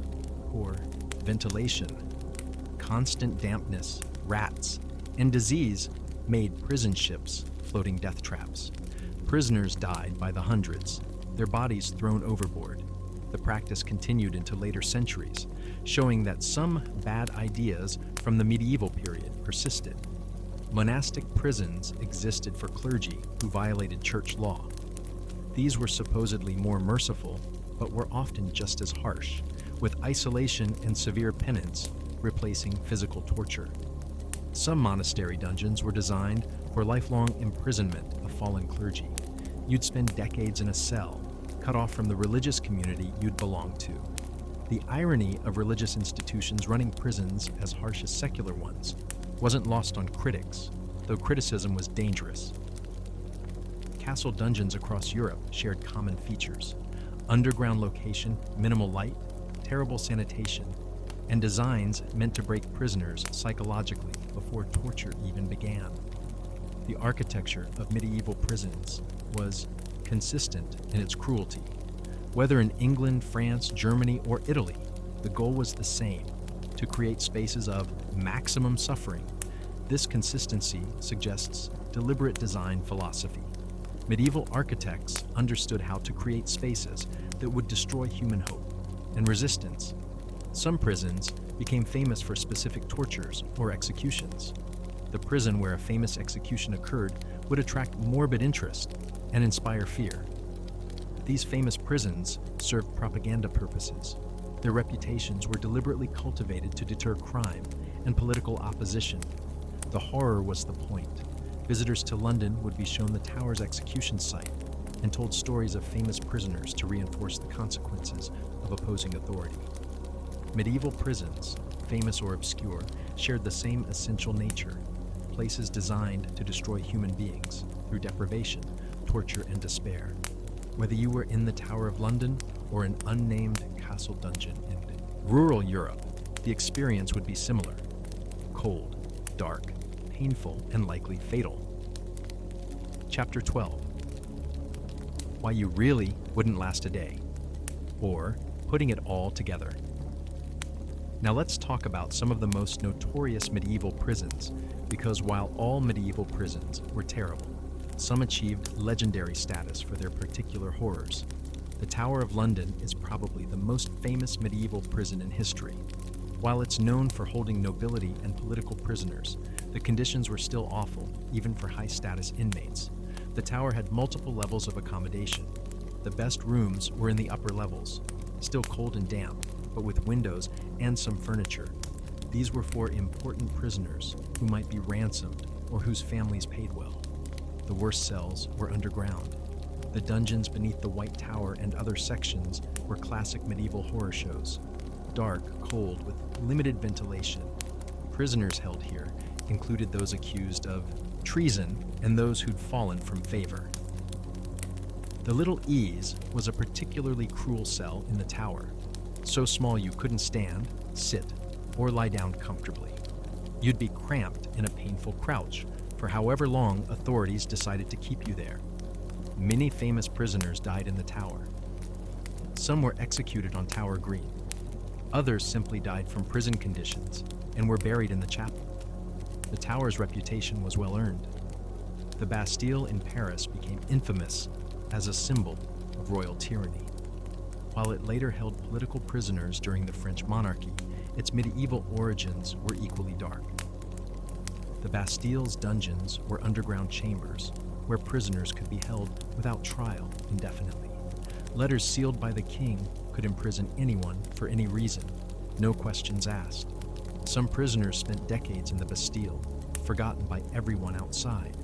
The fortress's thick walls meant escape was nearly impossible. Its reputation made it a primary target during the French Revolution. The Castel Sant'Angelo in Rome served as both fortress and prison. The papal dungeons here were notorious for their severity and for housing religious prisoners. Prisoners accused of heresy would be held here while awaiting trial by the Inquisition. The dungeons were dark, damp, and used for both imprisonment and torture. The castle's position on the Tiber River meant some cells were below the waterline, flooding periodically. Prisoners held in these cells would deal with rising water and constant dampness. The Fleet Prison in London was a notorious debtor's prison. While it operated into later periods, its medieval foundations were equally terrible. Debtors would be imprisoned until their debts were paid, but being imprisoned prevented them from earning money to pay debts. Many spent their entire lives there. The prison was run on a fee system. Everything cost money. Better cells, food, removing chains, all required payment. Poor prisoners starved while wealthy prisoners could buy relative comfort. The Château d'If, an island fortress prison near Marseille, became famous through fiction but had real medieval prisoners. The island location made escape nearly impossible. Even if you got out of your cell, you'd have to swim through dangerous waters. Island prisons were particularly cruel because they offered the illusion of being close to freedom. You could see the mainland, hear life continuing without you, but couldn't reach it. The Doge's Palace in Venice had prison cells across the Bridge of Sighs. Prisoners would cross this bridge, catch their last glimpse of Venice through the windows, and sigh, hence the name. The palace dungeons were below water level, flooded by tides. Prisoners would stand in water, dealing with rats and disease, watching the water level rise and fall with each tide. German castles often had deep dungeons carved into bedrock. Schloss Chillon in Switzerland had dungeons, where prisoners were chained to pillars, unable to reach the walls or lie down comfortably. These dungeons were tourist attractions in later centuries, but in medieval times, they were pure horror. Dark, cold, isolated, prisoners went mad in these conditions. Edinburgh Castle in Scotland had dungeons where prisoners of war were held. French prisoners during various conflicts were crammed into underground vaults by the hundreds. Overcrowding, disease, and malnutrition killed most prisoners. Mass graves beneath the castle held thousands of bodies from prisoners who died in custody. The Black Hole of Calcutta became infamous later, but medieval prisons had similar situations. Overcrowded cells, where dozens of prisoners would be packed into spaces meant for a handful. Heat, lack of air, disease, and panic would kill prisoners within hours or days. Guards would open cells to find most occupants dead from suffocation or heat stroke. Newgate Prison in London had medieval origins. Its dungeons held common criminals in terrible conditions. Disease was so rampant that Newgate fever, typhus, was named after the prison. Judges, lawyers, and visitors to the prison would catch typhus and die. The disease spread from the prison into the city, making Newgate a public health disaster as well as a criminal institution. The Clink in London gave its name to being imprisoned in the Clink. This medieval prison held a variety of prisoners in progressively worse conditions, depending on their ability to pay. The Clink was privately run, maximizing profit from prisoners. Everything from food to blanket rental cost money. Poor prisoners died quickly from starvation and neglect. The dungeons of Warwick Castle included an oubliette, a pit accessed only from above. Prisoners would be dropped in and forgotten. Excavations have found human remains at the bottom. These oubliettes were the ultimate expression of imprisonment, as forgetting. Once dropped in, you were literally forgotten, left to die in darkness and isolation. Prague Castle had dungeons where alchemists and other suspicious characters were imprisoned. The combination of religious and political fear made these prisons particularly severe for intellectual or scientific prisoners. The Dalaborca Tower held prisoners accused of heresy or witchcraft. Torture chambers were adjacent to cells, and prisoners would hear others being tortured constantly. Spanish prisons during the Inquisition were notorious for combining religious zealotry with imprisonment. The goal wasn't just to hold prisoners, but to save their souls through forced confession and recantation. These prisons had elaborate torture chambers designed specifically for extracting religious confessions. The combination of physical and spiritual torture was comprehensive. The concept of the bottle dungeon, a cell shaped like a bottle with a narrow neck at the top, appeared in various castles. Prisoners would be lowered in and couldn't climb out. These dungeons would fill with waste, water, and debris over time. Prisoners would stand in increasingly deep filth until they died or were removed. Prison ships were sometimes used in coastal areas. Old, unseaworthy vessels would be anchored and used to hold prisoners in the hull. Conditions were even worse than land prisons. Poor ventilation, constant dampness, rats, and disease made prison ships floating death traps. Prisoners died by the hundreds, their bodies thrown overboard. Monastic prisons existed for clergy who violated church law. These were supposedly more merciful, but were often just as harsh, with isolation and severe penance replacing physical torture. Some monastery dungeons were designed for lifelong imprisonment of fallen clergy. You'd spend decades in a cell, cut off from the religious community you'd belong to.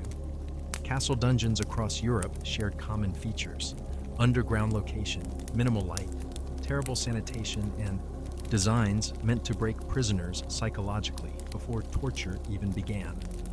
The architecture of medieval prisons was consistent in its cruelty.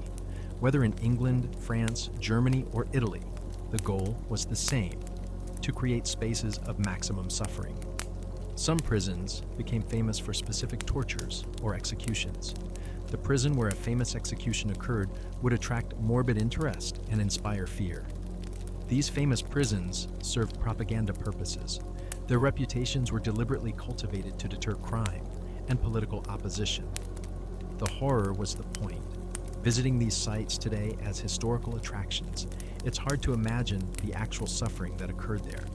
The clean, lit, explained dungeons bear little resemblance to their original state, but the stone walls remember.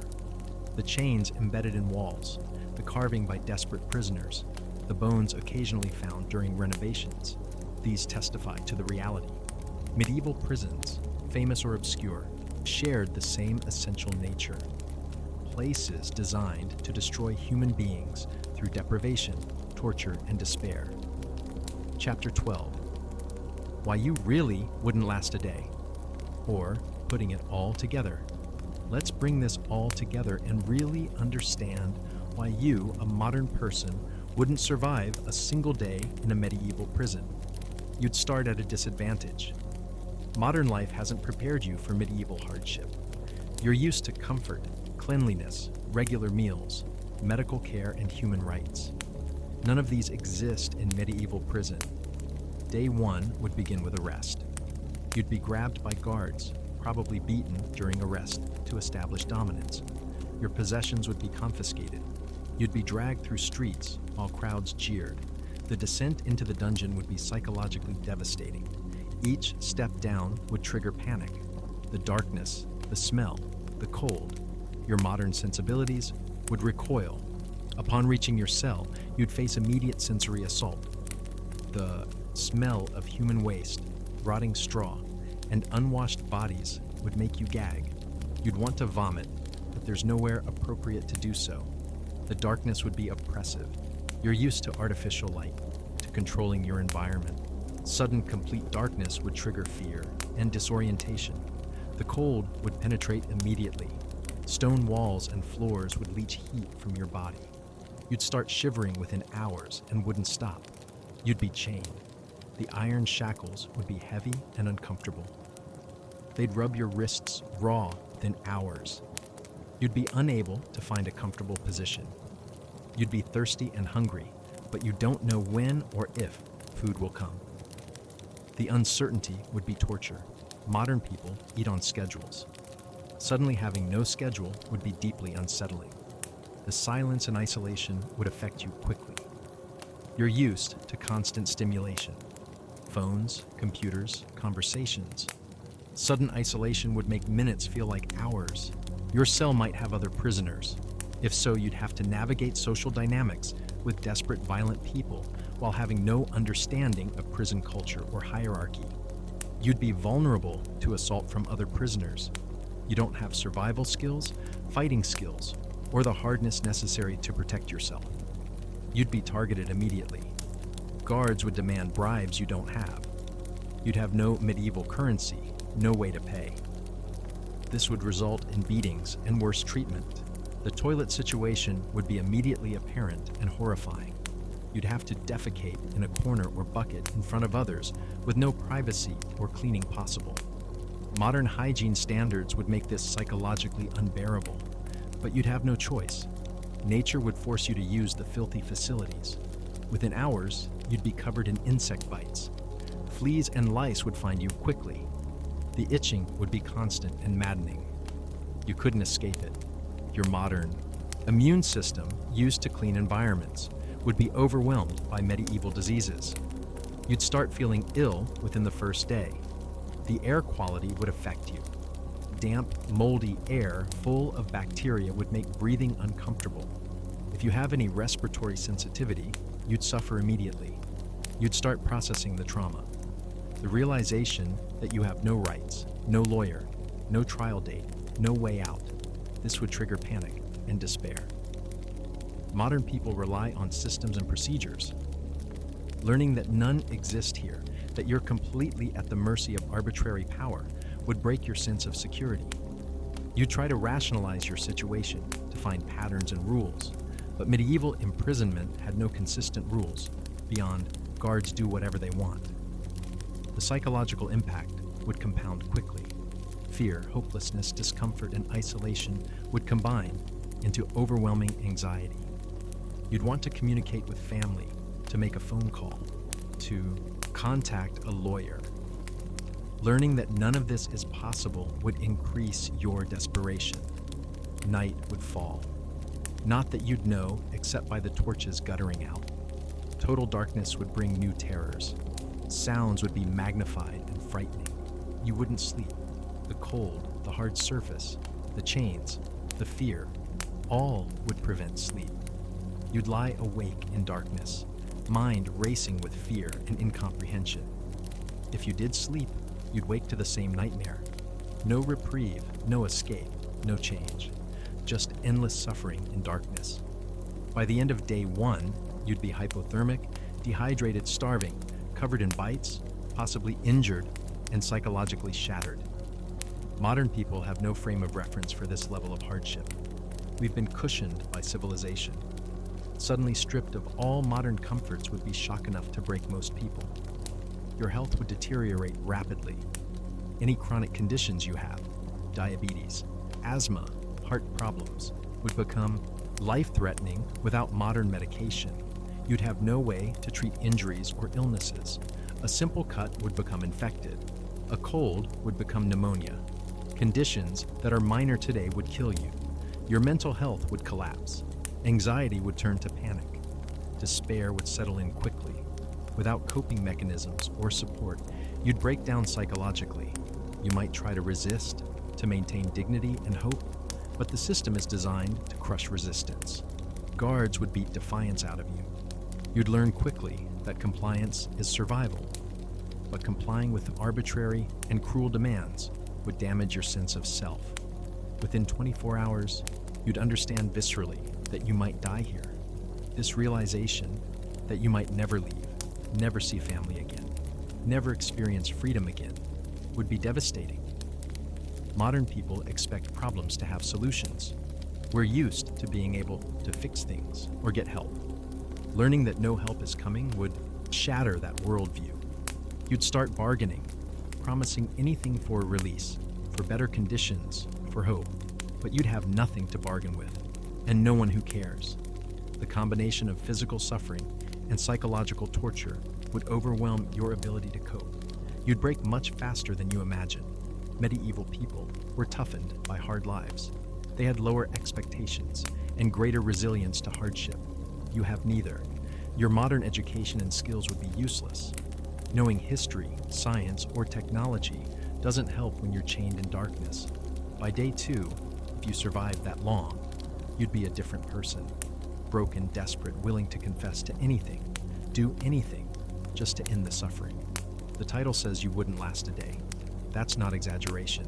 Between the physical conditions, the disease exposure, the violence, and the psychological trauma, one day would be enough to break most modern people completely. Medieval. Prison wasn't designed for survival. It was designed to destroy people, and it was very effective at that. You wouldn't last a day because you're not built for this. None of us are. We've been softened by civilization, which is actually good, but it means we couldn't survive what medieval prisoners endured. Understanding this should make us grateful. Grateful for human rights, for legal protections, for modern prisons that, whatever their flaws, aren't medieval dungeons. And it should make us remember the countless thousands who did suffer this, who endured what we can barely imagine, who died in darkness and were forgotten. You wouldn't last a day in a medieval prison. That's not weakness. That's recognition of just how inhuman these places truly were. Conclusion: the legacy of medieval imprisonment. So here we are at the end of our journey through the absolute nightmare that was medieval imprisonment. We've explored the dungeons, the torture, the disease, the injustice, and the cruelty that defined this system. Let's take a moment to reflect on what all of this means and why it matters to understand this history. Medieval prisons were fundamentally different from modern prisons in their purpose and design. Modern prisons, whatever their flaws, are theoretically designed for punishment, deterrence, and sometimes rehabilitation. Medieval prisons weren't about any of those things. They were about holding people until trial, about extracting confessions through torture, and about demonstrating the absolute power of authority over individual lives. The conditions we've described weren't aberrations or failures of the system. They were the system working exactly as designed. The cruelty was intentional, the suffering was policy, the deaths were acceptable. This tells us something important about medieval society. It was a world where human life, at least the lives of common people, had very little value. You were expendable, replaceable, unimportant. The complete lack of rights is staggering from a modern perspective. No due process, no speedy trial, no protection from cruel punishment, no legal representation. None of the protections we take for granted existed. The torture was perhaps most shocking. The idea that causing extreme pain to force confessions was not only legal, but encouraged and systematized shows how different medieval justice was from our ideals today. We like to think humans have always valued truth and justice, but medieval courts valued confession and social control. Truth was secondary to maintaining order and authority. The disease and death rates in medieval prisons were astronomical. More prisoners died from illness and neglect than from execution. The prisons themselves were death sentences. This wasn't hidden or denied.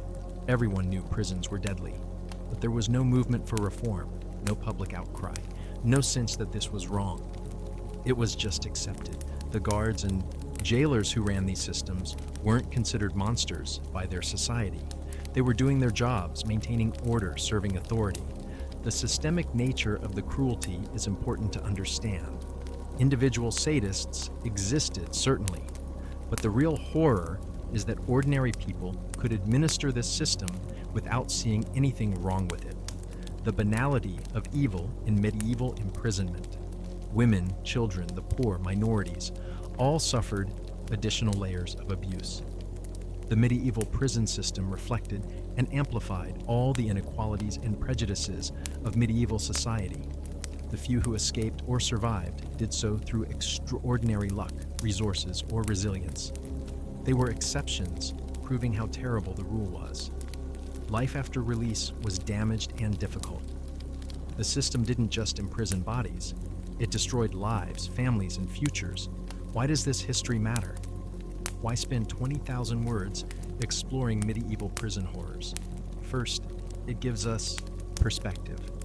When we complain about modern problems with criminal justice, and there are real problems, we should remember how much worse things once were. This isn't to dismiss modern issues, but it's to recognize progress. We've come an incredibly long way from medieval dungeons to modern prisons with regulations, oversight, and rights. Second, it reminds us that rights and protections aren't natural or inevitable. They were fought for, developed over centuries, and can be lost if we're not vigilant. The right to a fair trial, protection from torture, humane treatment, all of these are recent developments historically. Medieval people had none of them, and we shouldn't take them for granted. Third, it shows us what happens when authority is unchecked and human dignity is disregarded. Medieval prisons were what you get when power is absolute and empathy is absent. This is relevant today. Wherever authority operates without oversight, wherever prisoners have no rights or protections, echoes of medieval prisons persist. Fourth, it honors the memory of those who suffered. Thousands upon thousands of people died in medieval prisons. Most were never recorded. Their names, their stories, their lives are lost. By understanding what they endured, we give them a kind of memorial. We acknowledge that their suffering happened and mattered, even if their society didn't care. The medieval prison system eventually evolved into something less horrific. Changes came gradually. Reforms here, new laws there, shifting attitudes about justice and human dignity. By the early modern period, some improvements appeared, but real change took centuries and came from sustained effort by reformers who believed people deserved better. We're still evolving. Modern prison systems have serious problems: overcrowding, violence, inadequate medical care, racial disparities. The work of creating truly just and humane systems continues, but the distance from medieval dungeons to today is vast. We've recognized rights, established protections, created oversight mechanisms. Imperfect as our systems are, they're incomparably better than what medieval prisoners endured. Understanding medieval prisons helps us appreciate this progress, while recognizing we can do better still. It's both a measure of how far we've come and a reminder that improvement is possible. Looking at specific reforms over the centuries shows how change happened. The gradual abolition of torture, the development of habeas corpus, the establishment of rights for the accused. These didn't happen overnight. Reformers faced enormous resistance. Those in power benefited from the medieval system. Change came through persistent effort by people who believed in human dignity despite societal indifference. John Howard's prison reforms in the 18th century, inspired by visiting European prisons, marked a turning point. His documentation of prison conditions shocked people into demanding change. Cesare Beccaria's writings on crime and punishment challenged medieval assumptions about justice. His arguments against torture and for proportional punishment influenced legal reforms across Europe. These reformers and others like them gradually shifted public opinion. What had been accepted as normal, torture, indefinite detention, execution for minor crimes, became seen as barbaric. The story of medieval imprisonment is ultimately about human capacity for both cruelty and resilience. The cruelty of the system, the resilience of those who survived it. It's also about the power of ideas to change society. Medieval imprisonment seemed eternal and unchangeable to those living under it, but ideas about rights, dignity, and justice eventually transformed the system. This gives us hope. Current injustices that seem intractable can change. Systems that seem permanent can be reformed or replaced. History shows this is possible, but it also warns us. Medieval prisons didn't disappear because authorities became nicer. They changed because people fought for change, documented abuses, and refused to accept the status quo.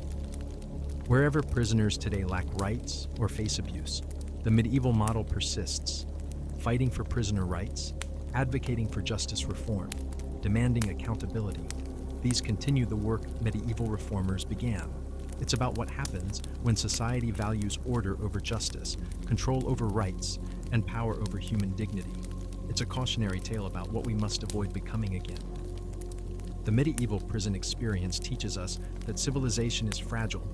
The protections we enjoy were built slowly and can be dismantled quickly if we're not vigilant. Countries that backslide into authoritarian rule often see prison conditions deteriorate rapidly. Secret prisons, torture, disappearances, these medieval practices return when oversight fails. International human rights law exists partly because of historical memory of places like medieval prisons. Never again should people be held without trial, tortured for confessions, or denied basic dignity. but enforcing these standards requires constant effort. Simply having laws isn't enough. They must be implemented, monitored, and defended against those who'd prefer medieval methods. So the next time you complain about a modern inconvenience, remember, you're not in a medieval prison. You have rights, protections, and the presumption of innocence. You live in a society that, for all its flaws, has rejected the medieval model. Be grateful for habeas corpus, for the right to counsel, for protection from cruel punishment, for public trials, for the presumption of innocence. These weren't always guaranteed, and aren't guaranteed everywhere, even today. Support those working for criminal justice reform. Because while we're far from medieval dungeons, there's still work to do. Overcrowded prisons, inadequate medical care, abuse of vulnerable inmates, these problems exist and deserve attention. The distance from medieval prisons to modern standards of justice shows progress is possible. The remaining distance to truly just and humane systems shows work remains. And remember the countless souls who suffered in medieval prisons, who died in darkness, in pain, in despair, who were tortured, starved, forgotten, whose lives were crushed by a system that saw them as worthless. They deserve to be remembered. Their suffering matters. Their experience teaches us what must never be allowed again. Every person imprisoned unjustly, every person tortured, every person denied a fair trial. They were individuals with lives, families, hopes. Medieval records reduce them to numbers or ignore them entirely, but they were real people who suffered real horrors. Some were guilty of crimes, some were innocent, most probably fell somewhere between. But regardless of guilt, none deserved the treatment they received. Medieval imprisonment was unjust even for the guilty. The principle that punishment should be proportional, that it should not be cruel, that human dignity should be preserved even for criminals. These are hard-won insights built on the ashes of medieval injustice. Medieval prisons were hells on earth. You genuinely wouldn't have lasted a day, but understanding why helps us build a world where no one has to endure such horrors. That's the ultimate purpose of studying this dark history. Not to wallow in gore or feel superior to our ancestors, but to understand what went wrong and ensure it never happens again. The medieval prison system failed at everything except causing suffering. It didn't rehabilitate, didn't effectively deter crime, didn't deliver justice. It just destroyed people. We can do better. We have done better.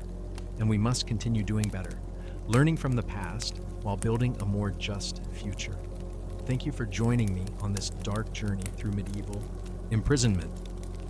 I hope you've learned something about history, about justice, and about how far civilization has come.